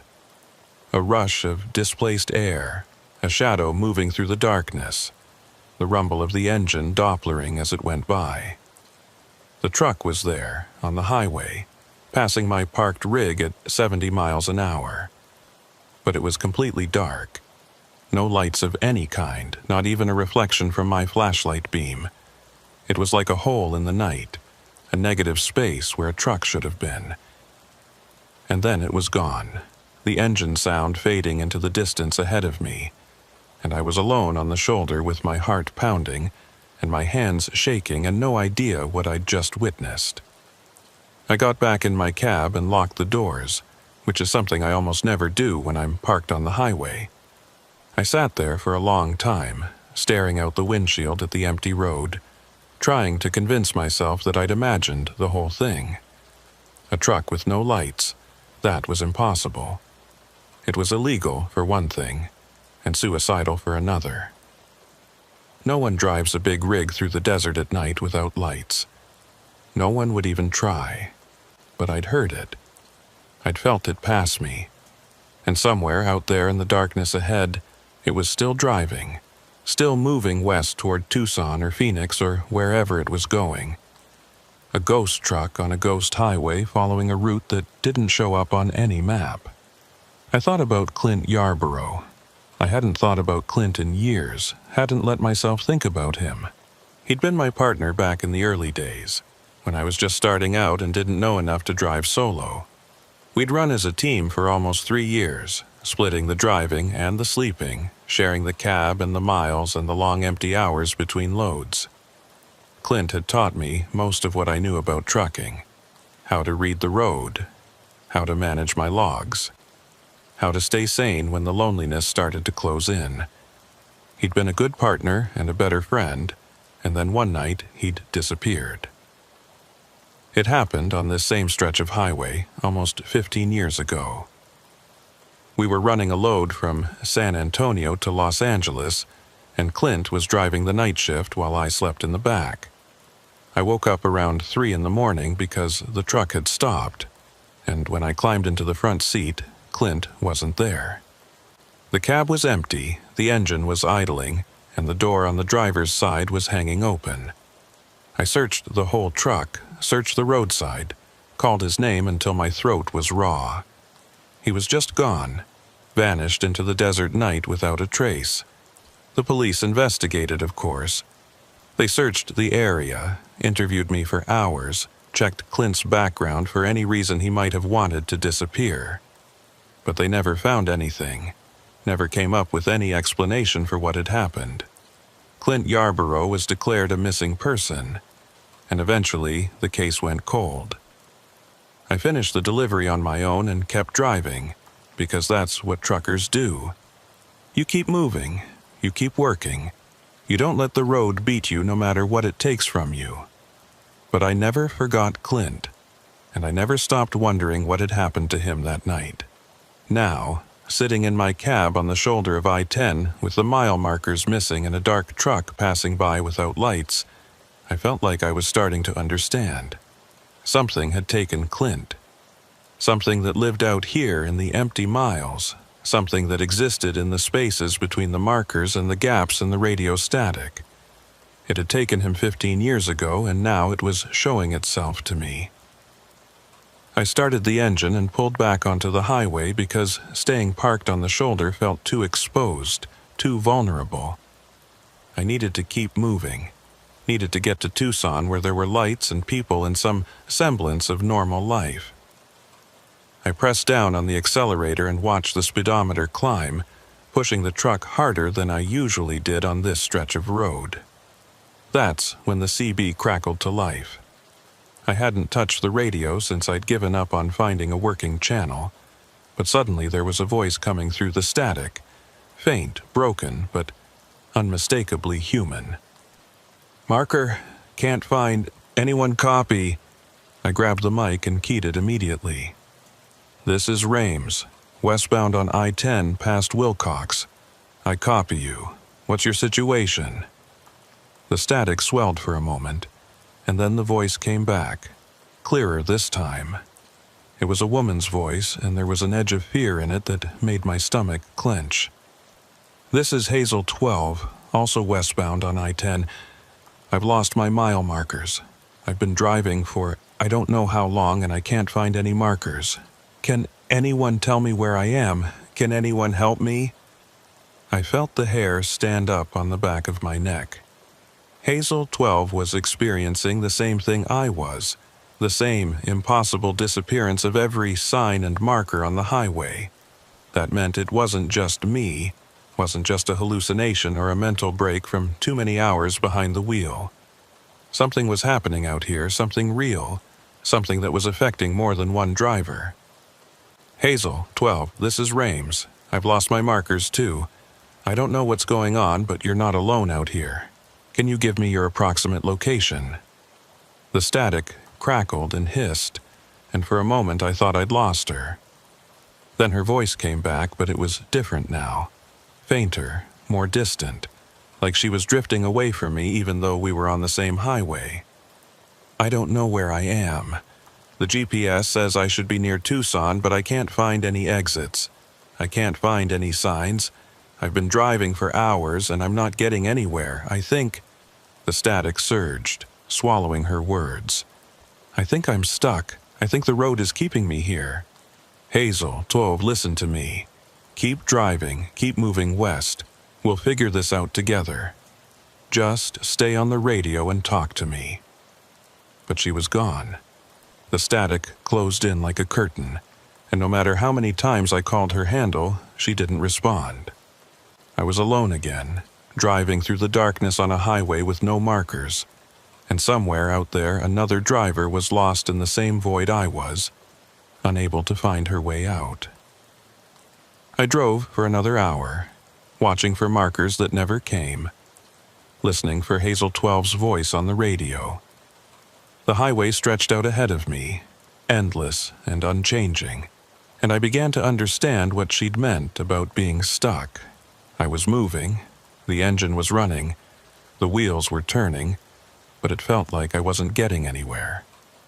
Like the road was a treadmill, scrolling under my tires while I stayed in the same place, trapped in a loop that had no beginning and no end. And somewhere behind me, growing slowly louder, I heard the rumble of a truck engine.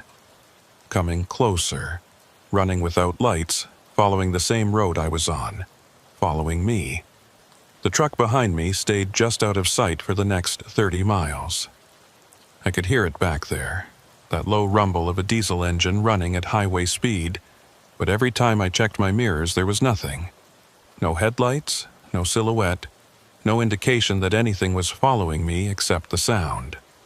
It was like being stalked by something that existed only as noise. A predator made of vibration and exhaust, and the growl of a motor that never got tired. I tried to focus on the road ahead, on getting to Tucson and finding other people and putting this nightmare behind me. But it was hard to concentrate with that sound filling the cab, hard to think about anything except what was back there and what it wanted from me. I kept my speed up, kept my hand steady on the wheel, and I watched the odometer roll forward while the mile markers stayed invisible and the highway stretched on without end. Somewhere around what should have been mile 280, I saw something in my headlights that made my breath stop. A mile marker. It was standing on the right side of the road exactly where it should have been. A green sign with white numbers glowing in the beam of my headlights. I felt a surge of relief so powerful it almost made me dizzy. The markers were back. Whatever had been happening was over, and I was going to make it to Tucson after all. I leaned forward to read the number as I passed, already calculating how much further I had to go. The marker said 247. I stared at it as it flashed by, not understanding. Mile 247 was behind me, I'd passed it over an hour ago, back when the markers were still visible and the world still made sense. There was no way I could be seeing it again now, not unless I'd somehow turned around without realizing it and driven back the way I came. But I hadn't turned around. I'd been going west the whole time, following the same straight highway toward the same destination. The marker was wrong. It had to be wrong. I checked my GPS and felt my stomach drop. According to the map, I was at mile 283. I'd traveled 36 miles since the markers disappeared, which meant I should be seeing 283 or 284 on the roadside, not 247. The GPS and the marker didn't match. One of them was lying to me, and I didn't know which one. I kept driving, watching for more markers. They started appearing again after that, one after another, spaced out at the regular intervals I was used to. But the numbers were all wrong. 246. 245. 244. I was going backward, losing ground instead of gaining it, moving further from Tucson with every mile I drove. And the GPS kept insisting I was moving forward, kept showing my position creeping west across the map like nothing was wrong. The CB crackled, and Hazel 12's voice came through the static. "Rames, are you still out there?" I grabbed the mic, grateful to hear another human voice. "I'm here, Hazel 12. I'm still on the highway. Where are you?" "I don't know. The markers came back, but they're..." Her voice broke up for a moment, lost in the static. "They're going the wrong way. They're counting down instead of up. I've been driving west for 2 hours and I'm further from Tucson than when I started." Same thing's happening to me. The GPS says I'm at mile 283, but the markers say 244. It's like the road is looping back on itself. What do we do? How do we get out of this? I didn't have an answer for her. I didn't know what we were caught in or how to escape it. All I knew was that stopping felt dangerous, that as long as we kept moving, there was at least a chance of finding our way out. "Just keep driving," I told her. "Stay on the radio. Stay on the highway. We'll figure this out." "There's something behind me," she said, and I heard the fear in her voice sharpen into something closer to panic. "I can hear it, a truck running without lights. It's been following me for the last hour, and it's getting closer." The same thing that was following me. The same dark truck, the same rumble of an engine, the same invisible presence that stayed just out of sight. We were both being hunted by something out here in the empty miles, something that had taken the markers and turned the road into a trap. "I hear it too," I said. "It's behind me, same as you. Don't stop, don't slow down. Just keep moving and stay on the radio." "I'm scared, Rames. I don't know what's happening and I'm scared." "I know, I am too, but we're going to get through this. We just have to..." The static surged and her voice disappeared, cut off in mid-sentence like someone had pulled the plug. I called her handle again and again, but there was no response. The radio was dead. The highway was empty, and I was alone with the sound of that engine behind me and the mile markers counting down towards something I didn't want to reach. I thought about Clint again, about the night he'd vanished from this same stretch of road. I'd always assumed he'd wandered off somehow, gotten disoriented in the dark and walked away from the truck without realizing what he was doing. That's what the police had theorized anyway, that he'd experienced some kind of fugue state or mental break and simply walked into the desert until he couldn't walk anymore. But now, I wasn't so sure. Now I thought maybe the road had taken him the same way it was trying to take me, had swallowed him up into whatever void existed in the spaces between the mile markers. I wondered if he was still out here somewhere. Driving in the dark without lights, following the highway that never ended, waiting for someone else to join him. The engine sound behind me was getting louder. I checked my mirrors and this time I saw something. Not headlights, not a shape, but a darkness. A patch of black that was somehow darker than the rest of the night, moving against the stars like a hole cut out of the sky. It was back there, maybe a quarter-mile behind me, and it was closing the gap. I pushed the accelerator down and felt the truck surge forward, the engine climbing toward redline as I tried to put distance between me and whatever was following me. The speedometer hit 80, then 85, then 90, way too fast for a loaded truck on a desert highway at night. I didn't care. I'd rather risk a blowout or a rollover than let that thing catch up to me. I'd rather crash than become whatever Clint had become. The mile markers kept counting down. 238, 237, 236. I was losing ground faster than I was gaining it. The numbers dropping even as my speed climbed higher. It was like the road was stretching out behind me, adding miles to the distance I'd already covered, while ahead of me everything compressed down to nothing. I was on a treadmill running as fast as I could and getting nowhere, and sooner or later I was going to run out of fuel or energy or luck. The CB came back to life, but it wasn't Hazel 12's voice this time. It was a man's voice, one I recognized even after 15 years, one I'd hoped I would never hear again. Gideon. I almost drove off the road. My hands jerked on the wheel and the truck swerved toward the shoulder before I caught it and straightened out. My heart hammering in my chest and my breath coming in short, sharp gasps. "Gideon, can you hear me?" It was Clint. It was Clint Yarborough's voice coming through my radio like he was sitting in the truck right next to me, instead of dead and gone these 15 years. I grabbed the mic with a hand that wouldn't stop shaking and keyed it without knowing what I was going to say. "Clint, is that you?"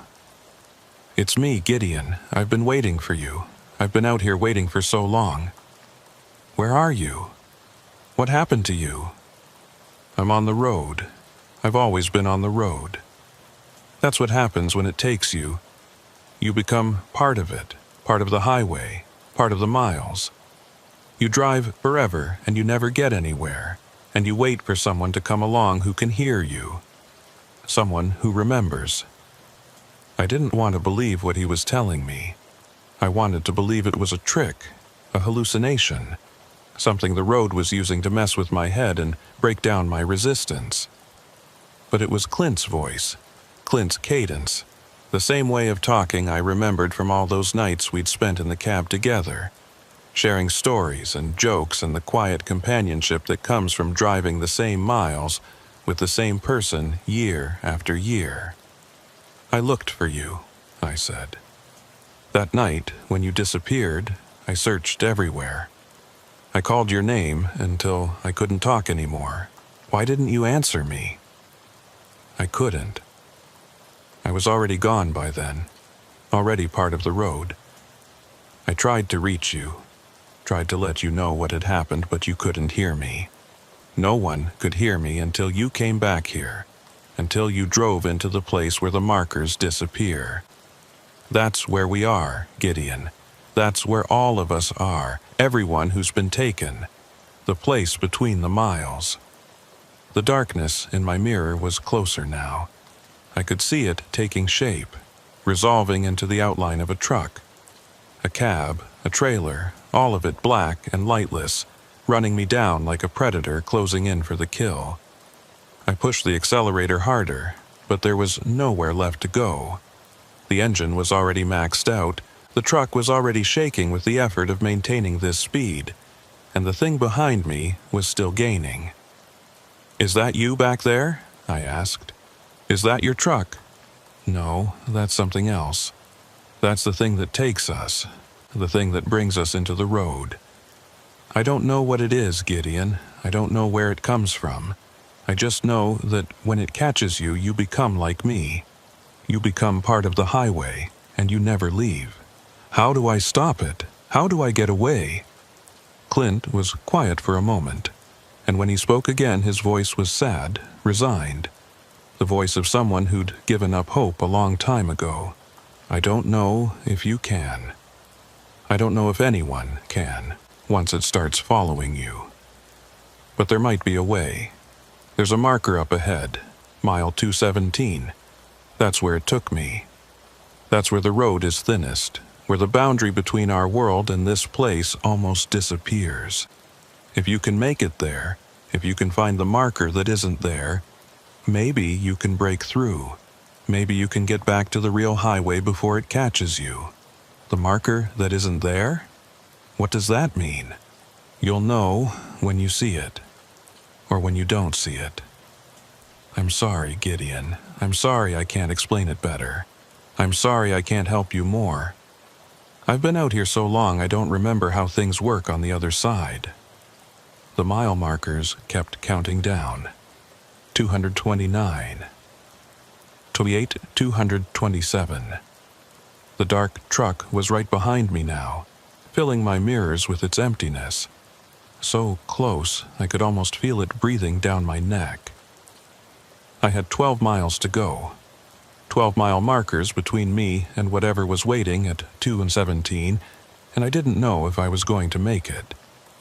The engine was screaming, the trailer was swaying, and every instinct I had was telling me to slow down before I lost control and killed myself. But stopping meant letting that thing catch me. Stopping meant becoming like Clint, trapped in the road forever, waiting for someone who would never come. Gideon. It was Hazel 12, her voice suddenly cutting through the static. Gideon, I can hear you. I can hear both of you. Hazel 12, where are you? I'm on the highway. I'm passing mile 221 right now. The markers are counting up again for me. I don't know why, but I'm moving forward. I think I'm almost out. There's a marker at 217. Clint says that's where the road is thinnest, where I might be able to break through. If you can see me when I get there, if you can do something to help me, I'll try. I don't know what I can do, but I'll try. The dark truck surged forward, and I felt it hit me. Not a physical impact, not metal against metal, but something else. A wave of cold, a pressure that pushed against the back of my cab like a hand trying to shove me off the road.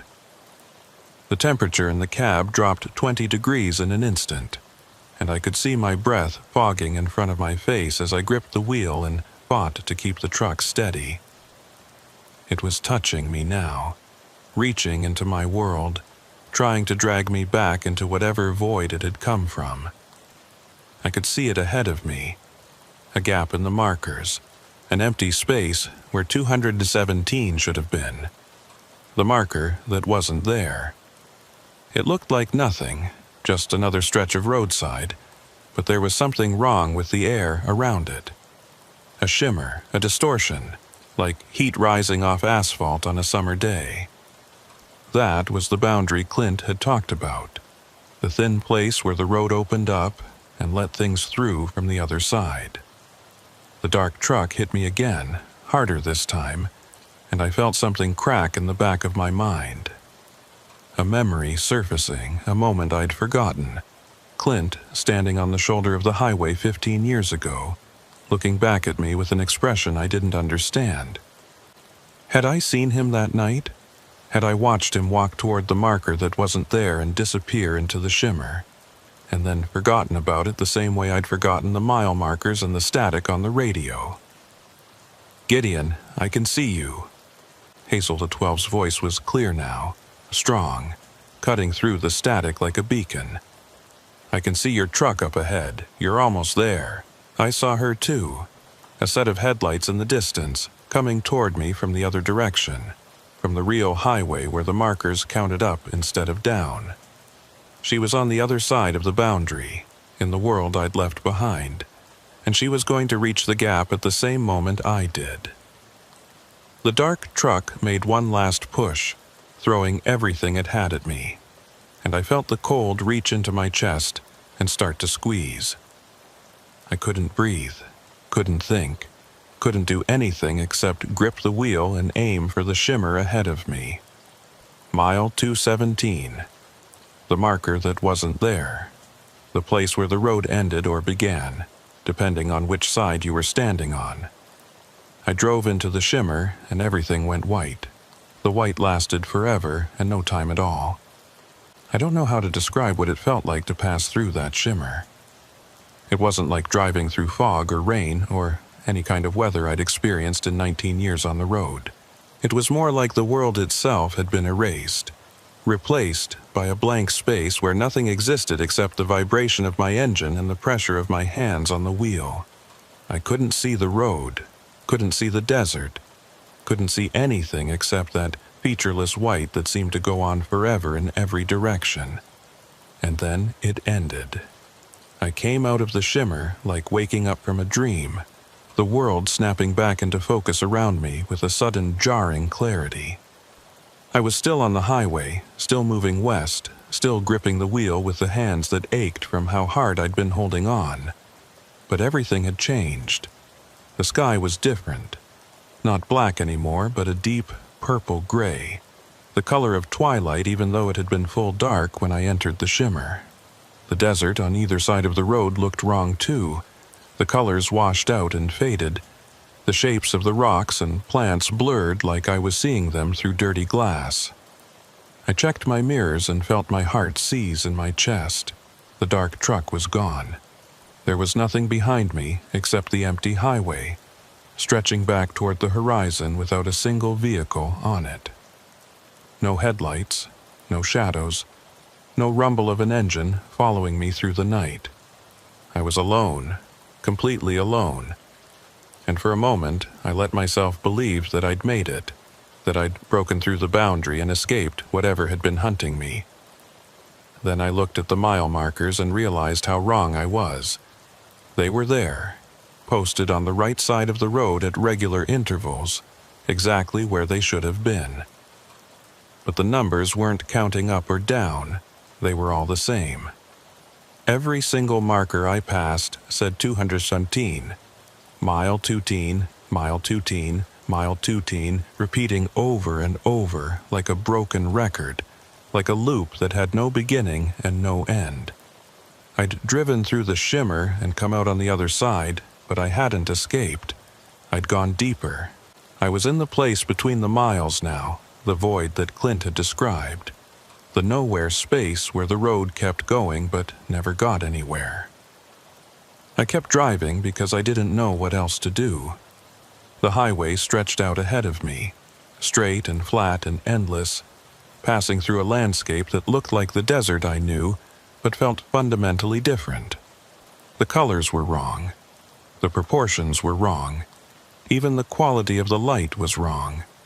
Too flat, too even, without any of the depth and variation that came from a real sun in a real sky. It was like driving through a photograph of the desert instead of the desert itself, a two-dimensional representation of something that should have been three-dimensional. The CB crackled, and Clint's voice came through. "You made it. I wasn't sure you would." I grabbed the mic, anger flaring in my chest alongside the fear. "Made it where, Clint? Where the hell am I?" "You're in the road, the real road, the one underneath all the highways and interstates and freeways. The one that's always been there since before there were trucks or cars or people to drive them. This is where we are, Gideon. This is where all of us are, everyone who's ever been taken. How do I get out? How do I get back to the real world? I don't know.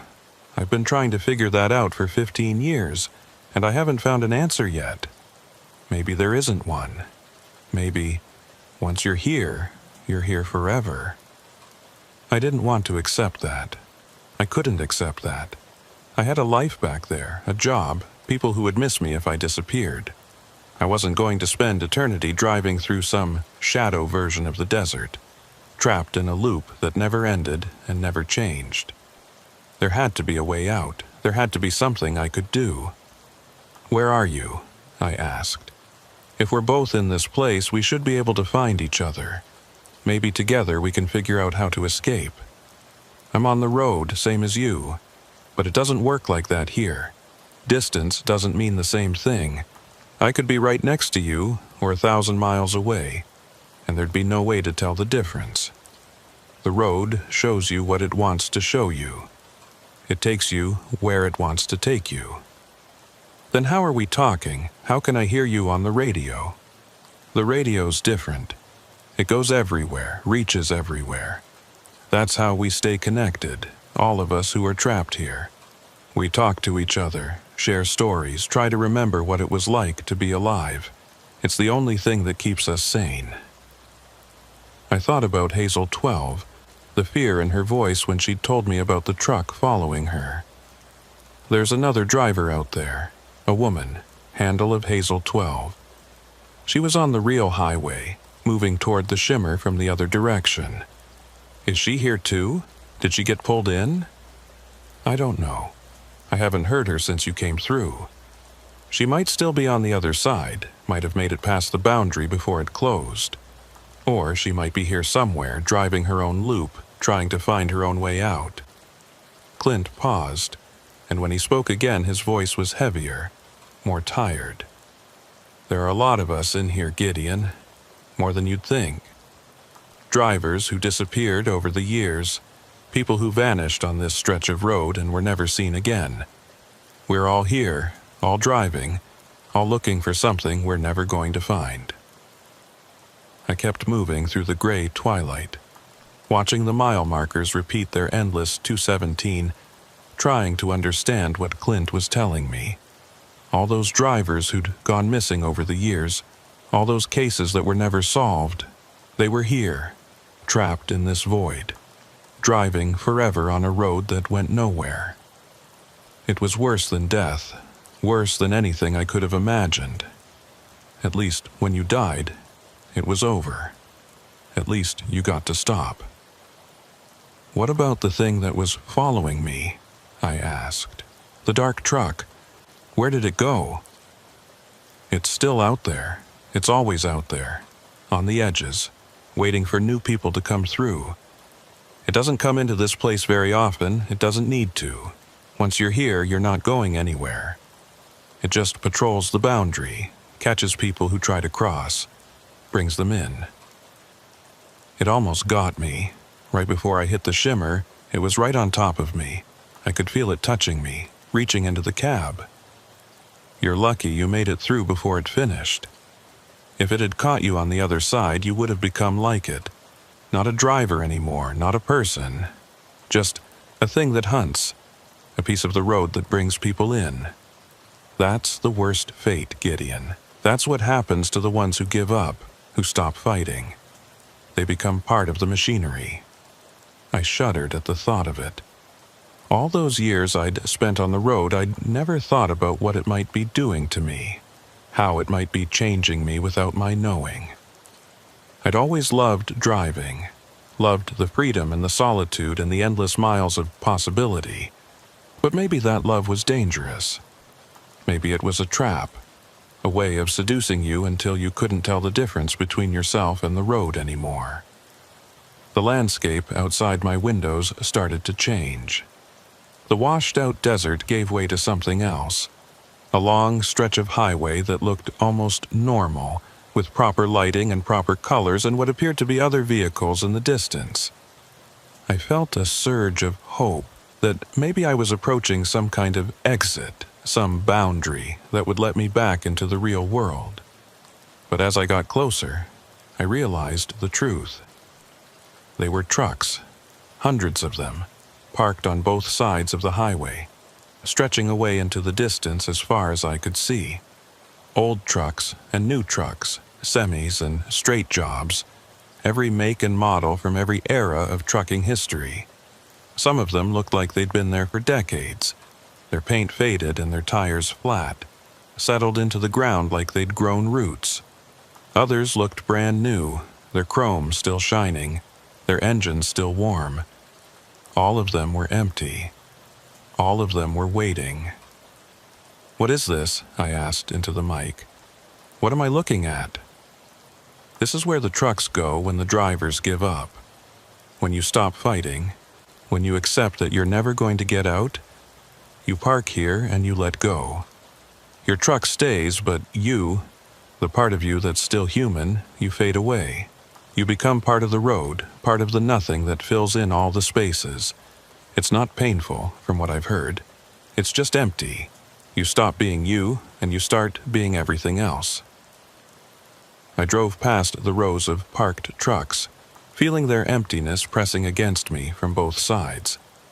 I recognized some of the models from my early years in the industry, Freightliners and Kenworths from the 80s and 90s, trucks I hadn't seen on the road in years. Their drivers were gone, absorbed into the void, leaving nothing behind except metal and rubber and the faint echo of lives that used to be. Is this what's going to happen to me? I asked. Am I going to end up like them? Not if you keep fighting. Not if you refuse to give up. That's the only way to survive in here, Gideon. You have to keep driving, keep looking for a way out, even when it feels hopeless. The moment you stop, the moment you accept that this is forever, that's when you start to fade. I thought about what he was saying, about the strength it would take to keep going day after day, year after year, with no hope of escape and no end in sight. I didn't know if I had that kind of strength. I didn't know if anyone did. 15 years Clint had been in here. 15 years of driving in circles and talking to ghosts, and he was still holding on. That was something. That was more than I would have expected from anyone. How do you do it? I asked him. How do you keep going after all this time? I think about the people I left behind. My wife, my kids, all the people who never knew what happened to me. I think about how much they must have suffered, not knowing if I was alive or dead. And I tell myself that I owe it to them to keep trying. Even if I never find a way out, even if I drive these roads forever, I'm not going to give up. I'm not going to let this place turn me into nothing. The parked trucks fell away behind me, and I was back on the empty highway, driving through the gray twilight toward nothing. I thought about my own life, the people I'd left behind. I didn't have a wife or kids like Clint did. I had a girlfriend who was getting tired of waiting for me to come home, a sister who I barely talked to anymore, a father in a nursing home who might not even remember my name. I'd spent so much time on the road that I'd let all my connections wither, had let the miles pile up between me and everyone who used to matter to me. Maybe that was why I was here. Maybe the road had sensed how much of myself I'd already given to it, how little I had left to lose. Maybe it had decided I was ready to become part of it completely, to let go of the last scraps of my humanity and dissolve into the nothing that stretched out in every direction. I wasn't going to let that happen. I'd spent 19 years giving myself to the road, and I was done. I was going to find a way out of this place, and when I did, I was going to change everything. I was going to go home and rebuild the connections I'd lost, reconnect with the people I'd abandoned, become someone who existed outside the cab of a truck for the first time in almost 2 decades. The road had taken enough from me. It wasn't going to take the rest. Clint, I said into the mic, you said the shimmer at mile 217 was where the boundary was thinnest, where the road opened up and let things through. Is there another place like that in here? Another thin spot where we might be able to break back through to the other side? He was quiet for a moment, thinking. There might be. I've heard stories from some of the other drivers, rumors about places where the boundary gets weak. But I've never found one myself. Every time I think I'm getting close, the road shifts and I end up somewhere else. It's like the place knows what I'm looking for and keeps moving it away from me. What if we looked together? What if we both drove toward the same spot at the same time? Maybe, together, we'd have enough strength to punch through before the road could stop us. I don't know, Gideon. We've never tried anything like that. We've never worked together against this place. Then maybe it's time we started. Maybe that's what's been missing all along. People fighting together instead of alone. Where are these thin spots supposed to be? Give me a direction. Give me something to aim for. Clint told me about the rumors he'd heard over the years. A bridge that sometimes appeared over a dry riverbed. leading to a stretch of highway that looked like the real world, a truck stop that flickered in and out of existence, populated by drivers who might have been alive or might have been dead. A stretch of road where the mile markers sometimes counted normally, going up instead of repeating, offering a few miles of progress before resetting back to the loop. They were all in different directions, all in different parts of this void, and there was no way to know if any of them were real. I picked one and started driving toward it. The bridge, the one that led to the highway that looked like the real world. Clint said it was supposed to be somewhere to the south, in a part of the void that he'd never explored himself. I didn't know if I could trust the directions, didn't know if south meant anything in a place where distance and space didn't work right, but I had to try something.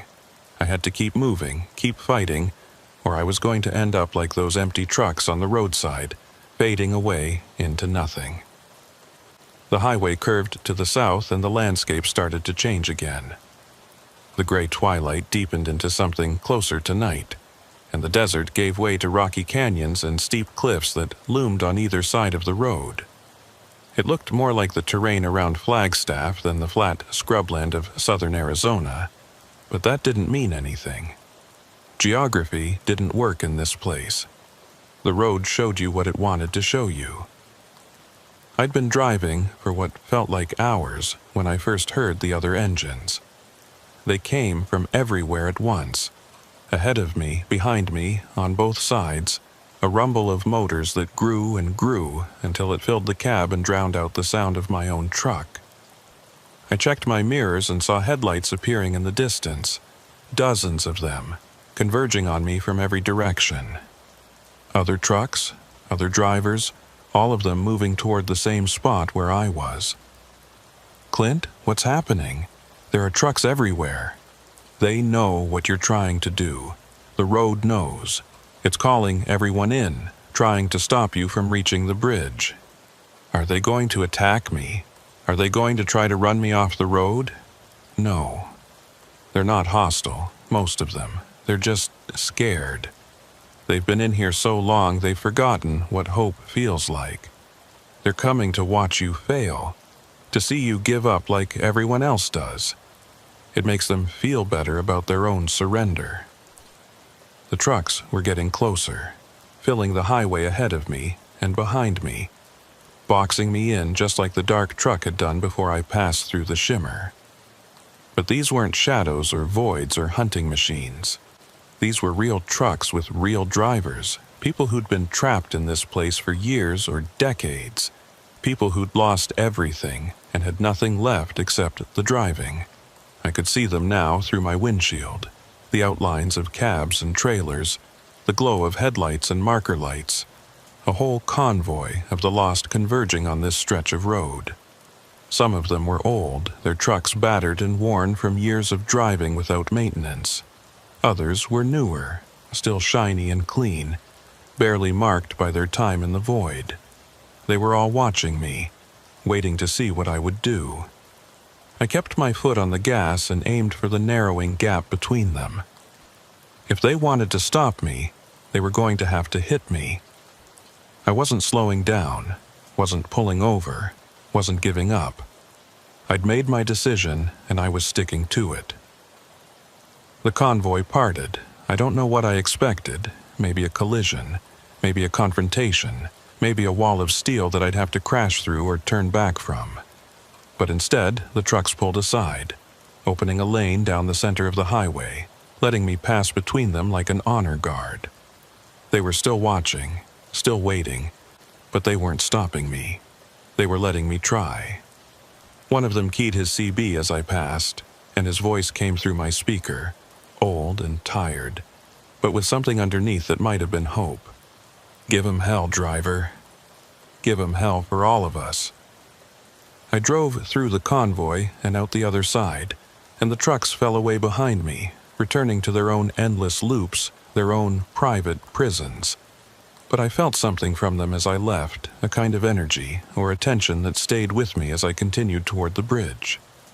They were with me now, all of them, watching to see if I could do what none of them had been able to do, watching to see if there was really a way out. The road climbed into the mountains, winding through passes and switchbacks that would have been treacherous in a loaded truck. But I wasn't loaded anymore. Somewhere in the void, I'd lost my trailer, lost my cargo, lost everything except the cab and the engine and the fuel in my tanks. I was lighter than I'd been in years, more maneuverable, able to take the curves faster than I would have dared on the real highway. Maybe that was an advantage. Maybe the road had taken something from me, but given me something in return. I came around a blind corner and saw it. The bridge. It stretched across a deep canyon, a steel and concrete structure that looked like it had been built in the 1950s and never updated since.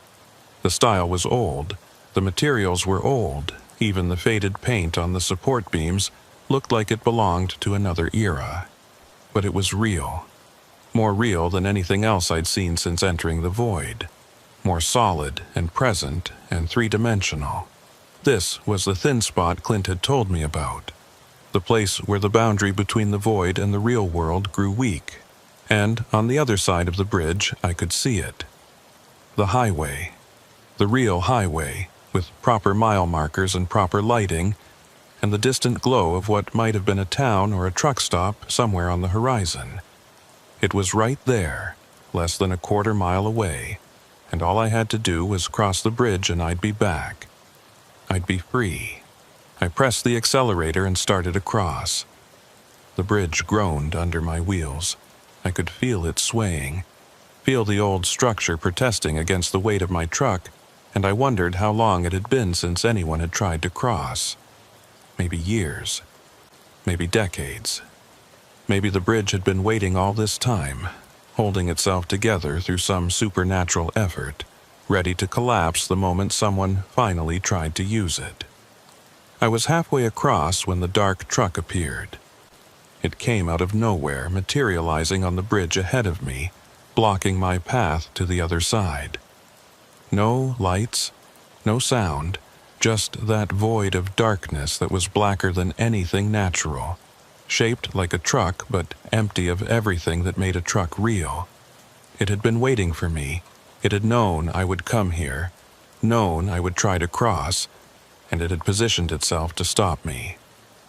I hit the brakes and felt the cab shudder as the truck slowed, the bridge swaying harder now with the sudden shift in momentum. The dark truck didn't move, didn't react, just sat there in the middle of the span, daring me to try and get past. "Clint," I said into the mic, "the dark truck is here. It's on the bridge. It's blocking my way. I know, I can see it." His voice was different now, closer, and when I looked in my mirrors I saw another set of headlights coming up behind me. Clint's truck, emerging from the void, crossing onto the bridge. "I'm coming, Gideon. I'm not going to let you face it alone." He pulled up beside me, and for the first time in 15 years I saw Clint Yarborough in the flesh. He looked older than I remembered, worn down by years of driving without rest, but his eyes were still the same, sharp, determined, alive. He wasn't a ghost, wasn't a memory. He was still a person, still fighting, still refusing to give in. "We go together," he said through the open window of his cab. "We hit it at the same time, from both sides. Maybe together we're strong enough to punch through. And if we're not—" He smiled, and there was something fierce in it, something that had been missing from his voice on the radio. "Then at least we tried. At least we went down fighting instead of fading away." I looked at the dark truck blocking our path, at the highway waiting on the other side of the bridge, at Clint beside me with his hands on his wheel and his foot on his accelerator. I thought about all the drivers back in the void, watching us, waiting to see what would happen. I thought about Hazel 12 wherever she was, hoping we'd find a way through. "Together," I said. We floored it. The bridge screamed beneath us as we accelerated side by side, our engines roaring in unison, our trucks building speed as we hurtled toward the darkness blocking our path. The dark truck didn't move, didn't try to evade us, just sat there waiting for the impact like it had been waiting for this moment for years. Maybe it had. Maybe this was always how it was going to end. Two drivers who refused to give up, throwing themselves at the wall between the void and the world, betting everything on one last desperate charge. We hit the dark truck at the same moment, from both sides. I don't remember the impact. I don't remember the sound or the feeling or anything that happened in the instant when we collided. There was just a moment of pure white, the same featureless blank I'd experienced when I passed through the shimmer at mile 217, and then I was on the other side of the bridge.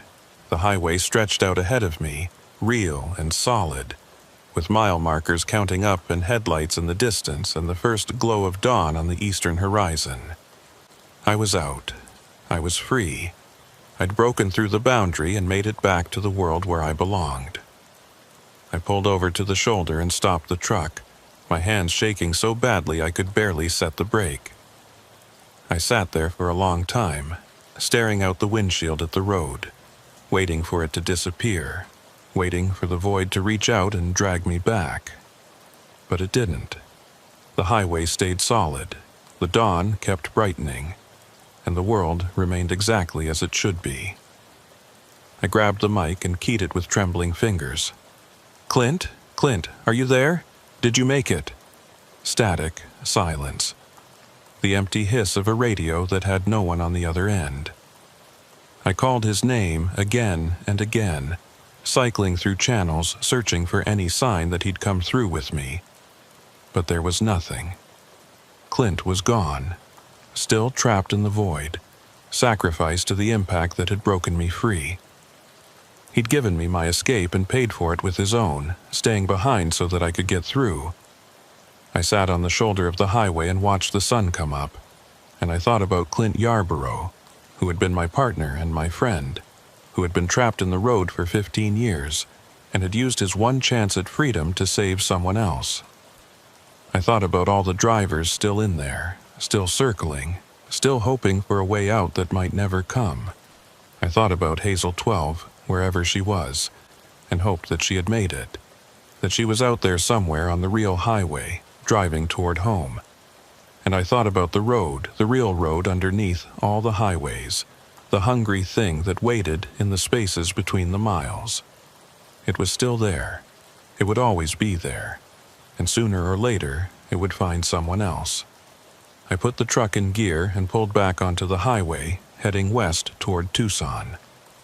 I had a delivery to make, a job to finish, a life to start over. But I knew I would never forget what I'd seen in the void, what I'd lost there, what I'd learned about the road and the price it demanded from the people who drove it. The mile markers counted up as I drove: 218, 219, 220. And I watched each one pass with a gratitude I'd never felt before. They were just numbers on signs, just pieces of metal on the roadside, but they meant I was moving forward, making progress, going somewhere instead of nowhere. They meant I was free, but I couldn't stop thinking about Clint, about the look on his face when we hit the accelerator and charged the dark truck together. He'd smiled. He'd looked happy, for the first time since I'd heard his voice on the radio. Maybe that was worth something. Maybe, in a way, he'd gotten what he wanted. Maybe we both had. I made my delivery in Tucson 3 hours late. The distribution center manager wasn't happy about it, gave me a lecture about schedules and contracts and the importance of reliability in the freight industry.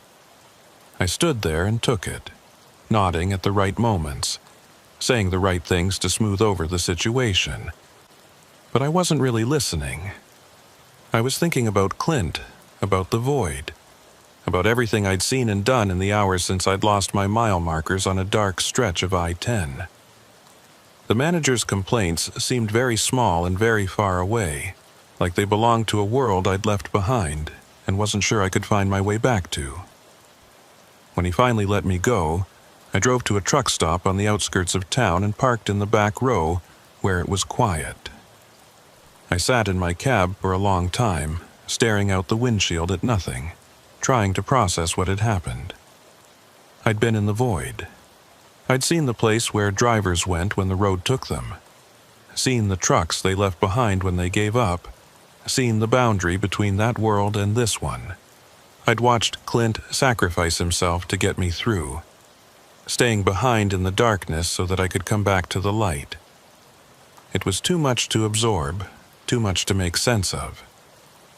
I felt like I'd been gone for years instead of hours, like the person who'd left El Paso the night before was someone I barely remembered. I thought about calling someone, my girlfriend, my sister, maybe even my dispatcher, to tell him I needed some time off. But I didn't know what I would say to any of them, didn't know how to explain what I'd been through in a way that wouldn't make me sound crazy.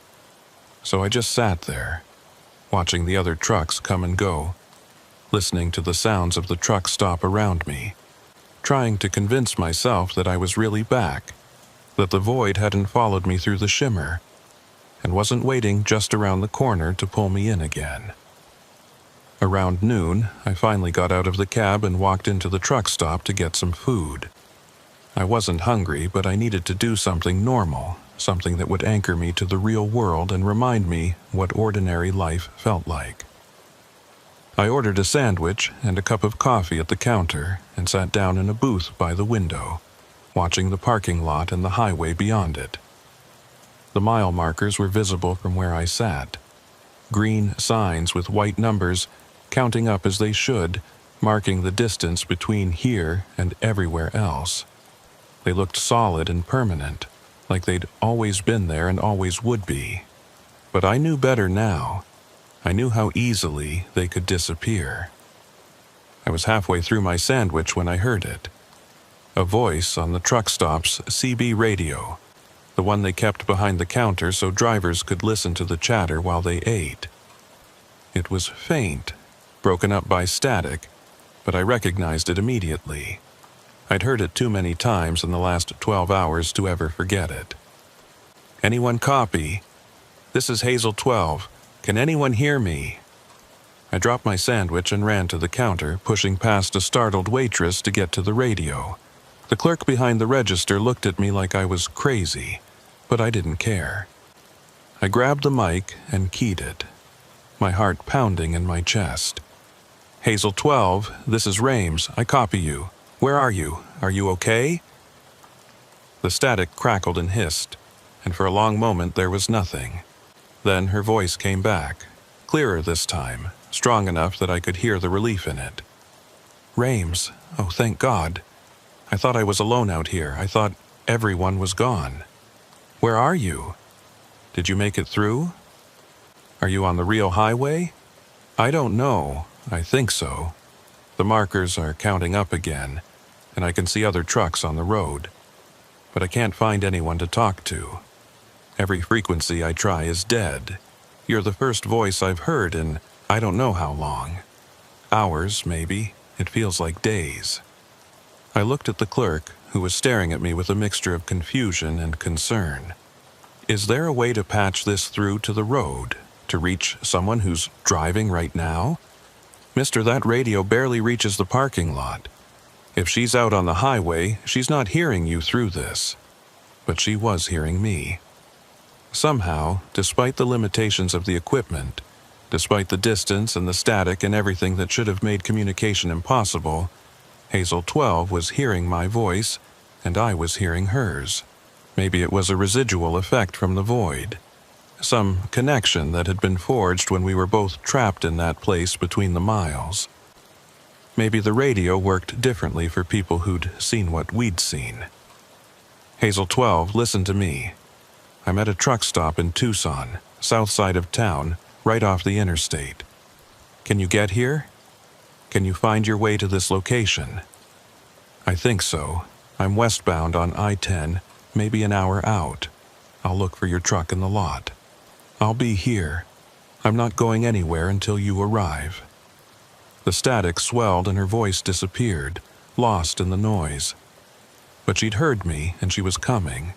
Another driver who'd been in the void, another survivor who'd made it back to the real world. I wasn't alone in this, whatever came next. I wasn't going to face it alone. I went back to my booth and finished my coffee, watching the highway through the window. The waitress came by to ask if I wanted anything else, and I ordered another cup just to have something to do with my hands.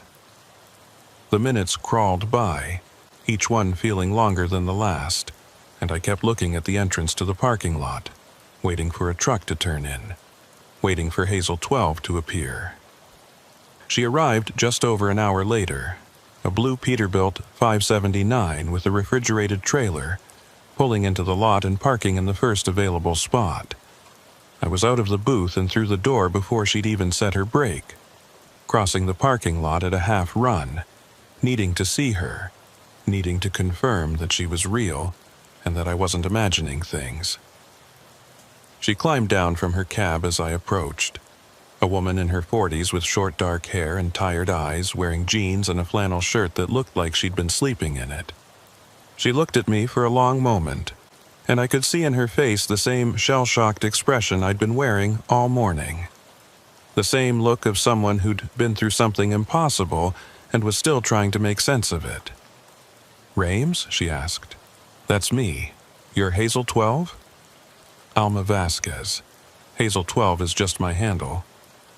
She held out her hand and I shook it. Her grip was firm, solid, real. "You made it out. I wasn't sure anyone did. I made it out, barely. There was another driver in there with me, someone I used to know. He helped me get through the boundary. He didn't make it himself." Alma's face tightened with sympathy. "I'm sorry. I heard you talking to him on the radio. Before I lost the signal, he sounded like a good man." He was the best partner I ever had." We stood there in the parking lot, two strangers who'd been through something together that no one else would ever understand. I wanted to ask her everything, what she'd seen in the void, how she'd found her way out, whether she'd encountered the dark truck or the convoy of lost drivers or any of the other things I'd experienced. But I didn't know where to start, didn't know how to put any of it into words. So I just asked her if she wanted to get some coffee, and she said yes, and we walked into the truck stop together like it was the most normal thing in the world. We sat in a booth in the back, away from the other customers, and we talked for 3 hours. Alma told me her story, how she'd been running a load of produce from California to Texas when the mile markers started disappearing, how she'd heard my voice on the radio and realized she wasn't alone, how she'd been heading toward the shimmer at mile 217 when she saw me approaching from the other direction. She said she'd tried to reach me, tried to do something to help, but the boundary had closed before she could get there. She'd been thrown back onto the real highway, the markers counting up again, the void sealed behind her like it had never existed. "I thought you were gone," she said. "I thought the road had taken you and I'd never know what happened.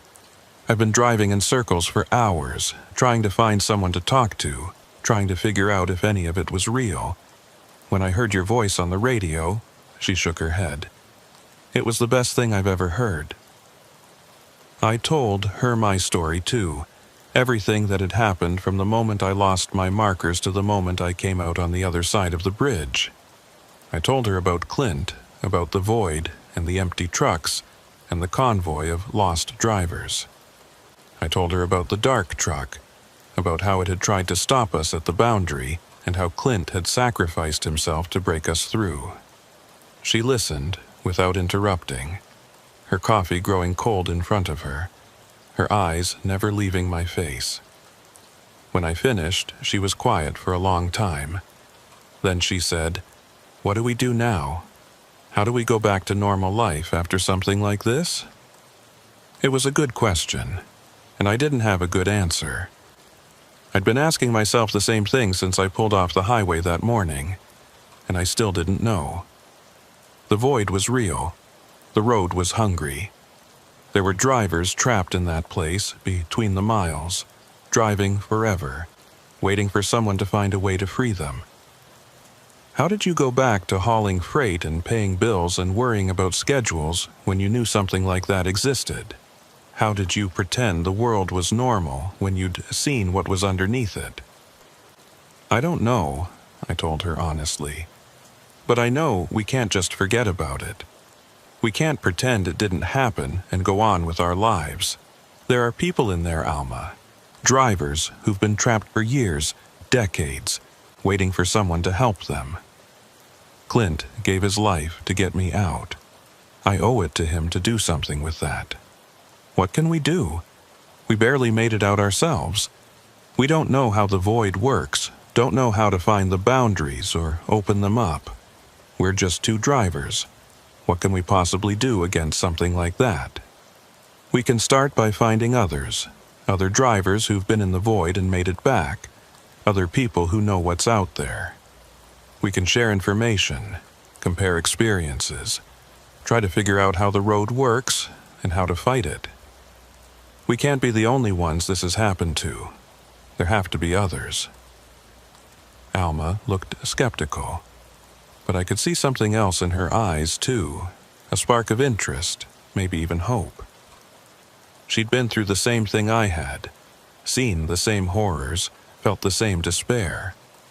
And like me, she'd survived. She'd come back with knowledge that most people didn't have, an understanding of the road that could be used to help others. Maybe that was why we'd made it out when so many hadn't. Maybe we were supposed to do something with what we'd learned. Where would we even start? She asked. How do you find people who've been to a place that doesn't exist?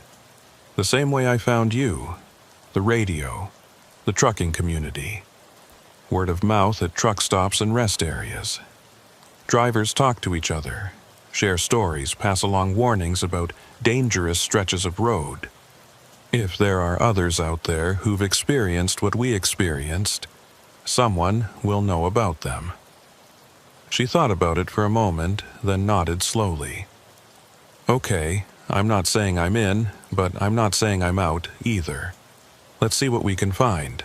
Let's see if there's anyone else out there who knows what we know.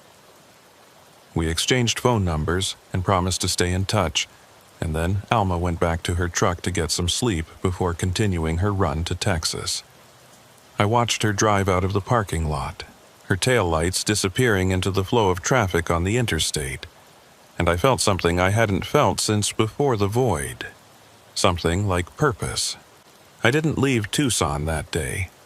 Instead, I got a motel room near the truck stop and spent the afternoon and evening making phone calls, reaching out to everyone I knew in the trucking industry. I called other drivers I'd worked with over the years, dispatchers and mechanics and truck stop owners, anyone who might have heard stories about the void, or the missing mile markers, or the dark truck that hunted drivers in the empty places. Most of them thought I was crazy, or playing some kind of joke, or maybe having a breakdown from too many hours on the road. But a few of them got quiet when I described what I'd experienced. A few of them said they'd heard things, seen things, knew people who'd had similar encounters. I wrote down every name and number they gave me, building a list of potential contacts, people who might have knowledge that could help me understand what I was dealing with. It wasn't much, a handful of names scattered across the Southwest, most of them probably dead ends or misunderstandings, but it was a start. It was something to work with. That night, I lay in bed in my motel room and stared at the ceiling, thinking about Clint. 15 years he'd been in the void, driving in circles, waiting for someone to come along who could hear him. 15 years of hope slowly dying, of watching other drivers give up and fade away, of fighting to stay human in a place that wanted to turn him into nothing. And then I'd come along, and he'd used his one chance at freedom to save me instead of himself. He'd stayed behind so that I could get through. He'd given me the gift of my life, and all I could do in return was try to make it worth something. I thought about what he'd said on the radio, about thinking about the people he'd left behind as a way to keep himself from giving up. His wife, his kids, all the people who'd never known what happened to him, They'd spent 15 years wondering, grieving, maybe hoping he was still alive somewhere even though all the evidence said otherwise. They deserved to know the truth. They deserved to know that Clint hadn't abandoned them, hadn't run away or gotten himself killed through negligence or recklessness. He'd been taken by something beyond his control, and he'd spent every moment since then fighting to get back to them. I didn't know how to tell them that. I didn't know how to explain what had happened in a way that wouldn't sound like the ravings of a lunatic, but I knew I had to try. I owed Clint that much. I owed him the truth, and so did his family. The next morning, I started the process of tracking down Clint's wife. It wasn't easy. 15 years is a long time, and people move and change and disappear from the places where you expect to find them. But I had Clint's full name and the general area where he'd lived, and I was patient and persistent in my searching. I made phone calls, sent emails, searched public records and social media. I hit dead ends and false leads and people who didn't want to talk to me. But I kept at it, because I'd promised myself I would, because I owed it to Clint and to myself. It took me 3 weeks to find her. Her name was Dolores Yarborough, and she lived in a small town in New Mexico, about 100 miles from the stretch of I-10 where Clint had disappeared. She'd remarried a few years after Clint was declared dead, had a couple more kids, built a new life for herself. But she still had his name, still held on to that connection to the man she'd lost. When I called her and explained who I was, that I'd been Clint's partner back when he disappeared, she agreed to meet with me. She said she'd always wanted to know what happened that night, even if the answer was painful. She said not knowing was worse than anything the truth could be. I drove to her town on a sunny afternoon in October, almost exactly a month after my night in the void. Her house was a modest place on a quiet street, with a well-kept yard and a pickup truck in the driveway. She met me at the door, a woman in her late 50s with gray-streaked hair and kind eyes that looked like they'd seen their share of sorrow. She invited me in, offered me coffee, and we sat in her living room while I tried to figure out how to tell her what I'd come to say. I started with the facts she already knew, that I'd been asleep in the back of the truck when Clint disappeared, that I'd woken up to find him gone, and had never been able to explain what happened. I told her about the investigation, the searches, the theories that the police had come up with and eventually abandoned. I told her how much it had affected me, how I'd spent years wondering and blaming myself and trying to understand. She listened patiently, nodding at the things she already knew, waiting for me to get to the part she didn't. Then I told her about the void. I told her everything. The missing mile markers, the dark truck, the shimmer at mile 217, the place between the miles where drivers went when the road took them. I told her about hearing Clint's voice on the radio, about finding him in the void after 15 years, about learning that he'd been there the whole time, fighting to stay human, refusing to give up. I told her about the bridge, about our plan to break through the boundary together, about how Clint had sacrificed himself to get me out. When I finished, Dolores was crying, tears rolling down her cheeks, her hands clasped in her lap, her eyes fixed on some point in the middle distance. I didn't know if she believed me. I wouldn't have blamed her if she didn't. But I could see that my words had reached her, had touched something deep inside her that had been waiting for answers for a very long time. "He talked about me?" she asked finally. In that place, after all those years, he still talked about me. All the time. He said thinking about you and the kids was what kept him going. He said he owed it to you to keep fighting, even when it felt hopeless. She broke down then, sobbing into her hands, and I sat there feeling useless and intrusive, and like maybe I'd made a terrible mistake by coming here. But after a few minutes, she composed herself, wiped her eyes, and looked at me with something that might have been gratitude. "Thank you," she said.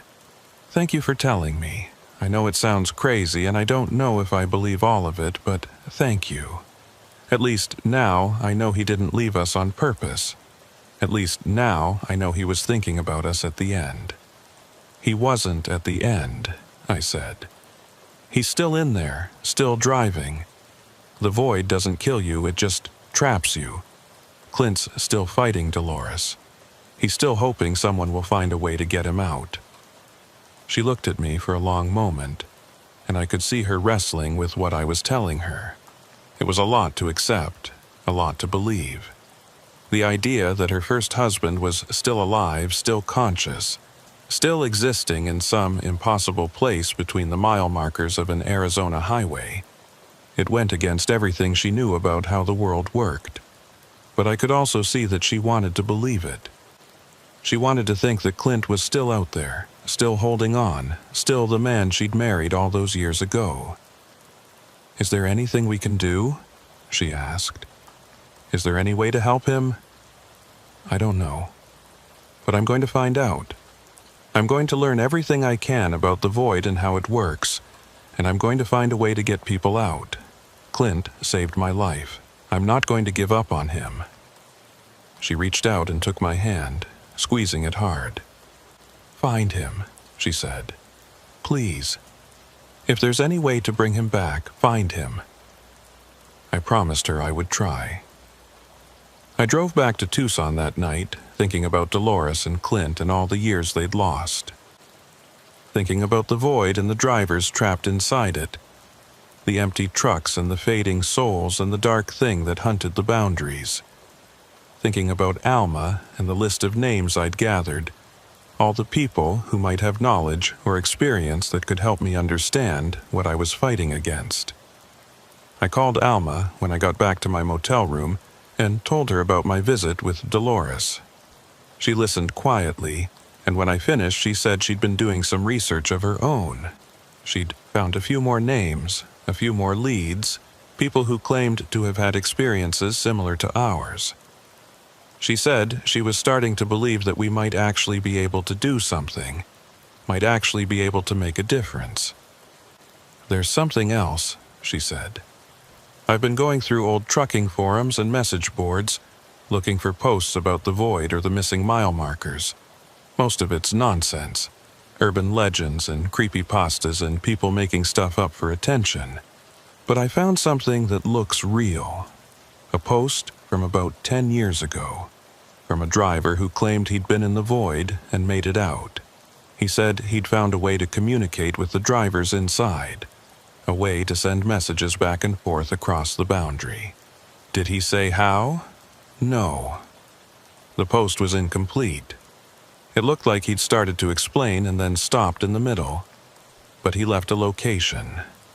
A mile marker on I-10, not far from where we went in.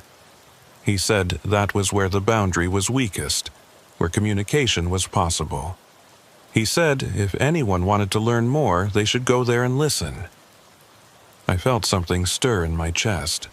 Hope, maybe, or excitement, or the first hint of a plan coming together. A way to communicate with the void, a way to reach Clint and the others, to let them know they hadn't been forgotten. It might not be a way to get them out, but it was something. It was a start. "Where's the mile marker?" I asked. "Mile 217, right where you went in." Of course it was. The marker that wasn't there. The thin place where the boundary between worlds grew weak. It made sense that communication would be possible there, that voices could cross over in a place where everything else did too. "I'm going," I said. "Tonight. I need to know if it's real. I'm coming with you. We started this together. We'll see it through together." We met at a truck stop outside of Tucson and drove east in separate trucks, running as a two-vehicle convoy through the darkness. The highway was quiet, the traffic sparse, and I found myself watching the mile markers with an intensity I'd never felt before.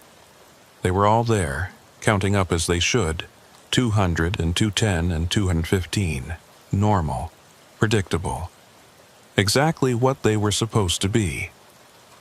But as we approached mile 217, I felt something change. A pressure in the air, a weight that hadn't been there before. The boundary was close. The thin place was just ahead, and whatever existed on the other side was aware of our approach.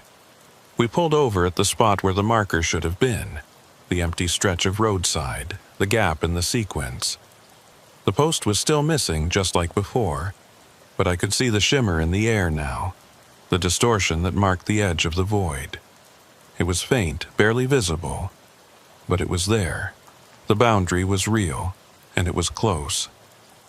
I got out of my cab and walked toward the shimmer, feeling the pressure increase with every step. Alma followed behind me, her flashlight beam cutting through the darkness, illuminating nothing but empty desert and the faint ripple of something that shouldn't exist. "What do we do?" she asked. "How do we make contact?" The post said to listen, so let's listen. I pulled out my handheld CB radio and turned it on, scanning through frequencies. Static on every channel just like before, but this time I could hear something underneath it. Voices, faint and distant, like whispers from the bottom of a well. I couldn't make out words, couldn't identify individuals, but they were there. People talking, communicating, existing in a place that shouldn't be possible. I keyed the mic and spoke into the shimmer. "This is Gideon Rames calling any drivers in the void. Can anyone hear me? Come back." The static swelled and shifted, and then, "Gideon?" It was Clint's voice. Faint, broken, but unmistakably him. "Clint, I'm here. I'm at the marker. The place where we came through. Can you hear me?" "I can hear you. Barely, but I can hear you. Are you okay? Did you make it back?" "I made it back. I'm safe. I'm here with another driver, someone else who was in the void. We're trying to find a way to help you, to help everyone who's trapped in there." There was a long pause, and when Clint spoke again, I could hear something in his voice that I hadn't heard before. Hope. "You came back. I didn't think anyone would come back. I promised you I would. I promised Dolores. Loris. You found her? You talked to her? I told her everything. She knows you're still out there, still fighting. She asked me to find you. She asked me to bring you home." Another pause, longer this time. When Clint spoke again, his voice was thick with emotion. "Tell her I love her. Tell her I never stopped. Tell her I'm going to find a way out of here if it takes me another 15 years. Tell her." The static surged and his voice disappeared, lost in the noise. I called his name, called the void, called anyone who might be listening. But the connection was gone. The boundary had closed, at least for now, and the voices from the other side had faded back into silence. I stood there at mile 217, staring at the shimmer in the air, and I felt something settle into place inside me. This was real. Communication was possible. I could reach Clint and the others, could let them know they hadn't been forgotten, could work with them to find a way to break the boundary and set them free. It wasn't going to be easy. I had no idea how long it would take or what it would require, but it was possible. That was what mattered. As long as it was possible, I wasn't going to give up. Alma put her hand on my shoulder. "We'll find a way," she said. "Whatever it takes, we'll find a way. I know we will."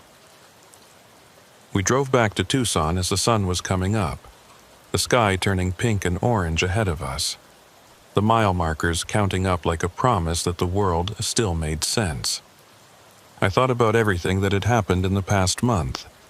The void, the dark truck, Clint and Dolores and all the drivers who were still trapped in the place between the miles. I thought about the list of names in my pocket, all the people I still needed to contact, all the knowledge I still needed to gather. I thought about the shimmer at mile 217, the thin place where communication was possible, where the boundary between worlds could be crossed. I was a trucker. I'd spent 19 years hauling freight from one place to another, driving the same routes over and over, watching the miles pile up without ever really getting anywhere. But now I had something else to do, something that mattered more than any load I'd ever carried. I was going to find a way to free the drivers in the void. I was going to bring Clint home to his wife. I was going to fight the road and everything that lived in it. And I wasn't going to stop until I'd won. It's been 6 months since that night at mile 217. 6 months of research and investigation, of phone calls and meetings and long conversations with people who've seen what I've seen. I've found others like me and Alma, drivers who've been in the void and made it back, people who know the truth about the road and are willing to fight against it. We've formed a network, an informal community of survivors who share information and support each other, and work together to understand what we're dealing with. We've learned a lot in those 6 months. We've mapped the thin places, the spots along the highways where the boundary is weak and communication is possible. We've figured out some of the rules that govern the void, how it traps people, how it keeps them driving in circles, how the dark truck hunts new victims. We've even managed to help a few drivers escape, guiding them through the shimmer the way Clint guided me, using our radios to lead them to the boundaries and break them through. But we've also lost people, drivers who went into the void to try and rescue others and never came back, drivers who got too close to the dark truck and were taken before we could help them. Every victory comes with a cost. And sometimes I wonder if we're really making a difference or just rearranging deck chairs on a sinking ship. I still talk to Clint when I can. The connection at mile 217 isn't always available. Some nights the shimmer is strong and we can communicate for hours. Other nights it's barely there and I can't get through at all. But when we do connect, he tells me what's happening in the void, which drivers are close to giving up and might need encouragement, which thin places might be worth exploring. He's become a kind of leader in there, someone the others look to for guidance and hope. He says knowing that we're working on the outside, that we haven't forgotten them, is what keeps everyone going. I talk to Dolores too. I call her every week to update her on our progress, to tell her anything I've learned about Clint and his condition. She's become a kind of partner in this work, helping me with research and outreach, connecting me with people who might have useful information. She still hopes I'll find a way to bring Clint back to her, and I still promise her that I will. I don't know if that's a promise I can keep, but I'm going to die trying. Alma and I have become close over the past 6 months. Not romantic. We're both too messed up from our experiences for anything like that. But something like family. We drive together when we can, watch out for each other when we're on the road alone, talk each other through the nightmares and the flashbacks and the moments when the weight of what we know becomes too heavy to bear. She understands what I've been through in a way that no one else can, and I understand her the same way. We're bonded by the void, by the thing we survived together, by the work we've committed ourselves to. I'm still driving trucks. I have to make a living somehow, and it's the only skill I've got. But I don't drive the same way I used to. I don't lose myself in the miles anymore. Don't let the road swallow me up the way I did before. I stay alert, stay connected, stay aware of my surroundings and the people in my life.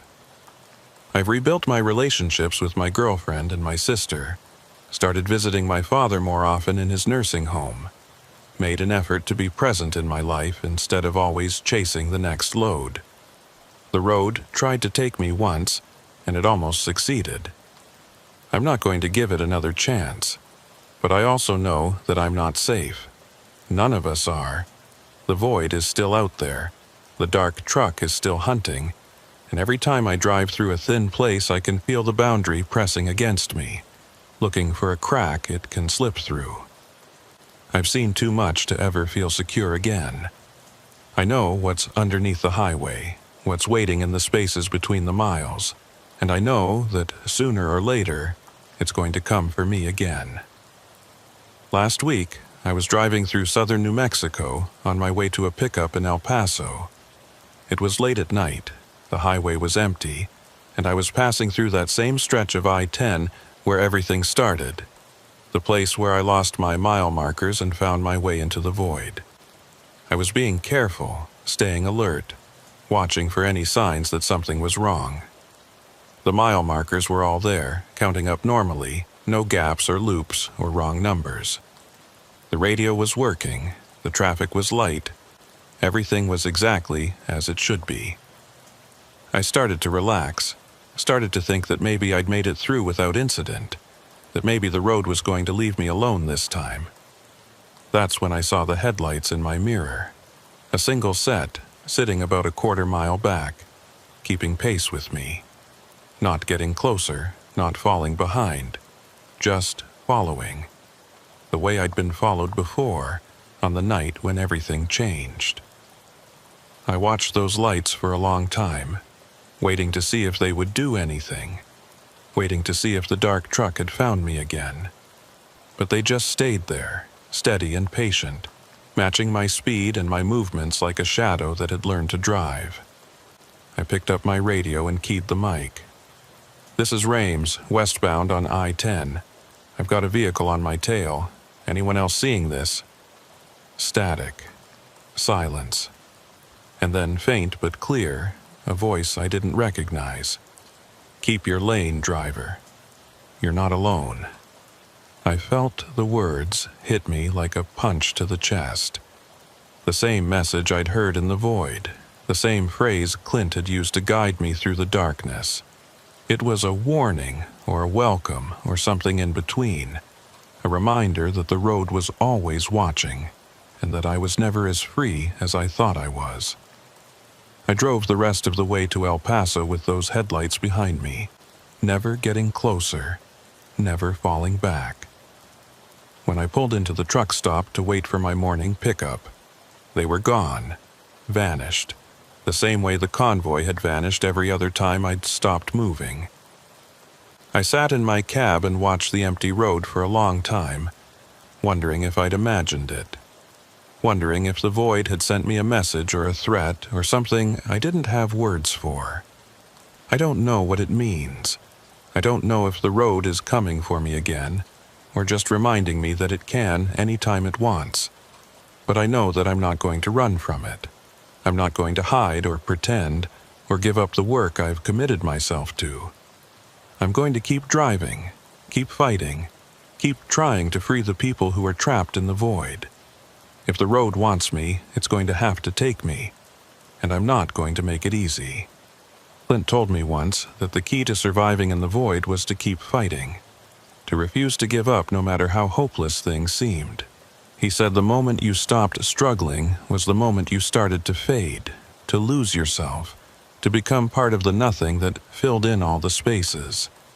I think about those words a lot these days, when the work gets hard and the losses pile up, and I wonder if I'm making any difference at all. But I also think about the drivers we've saved, the ones we've guided through the shimmer and back to their lives.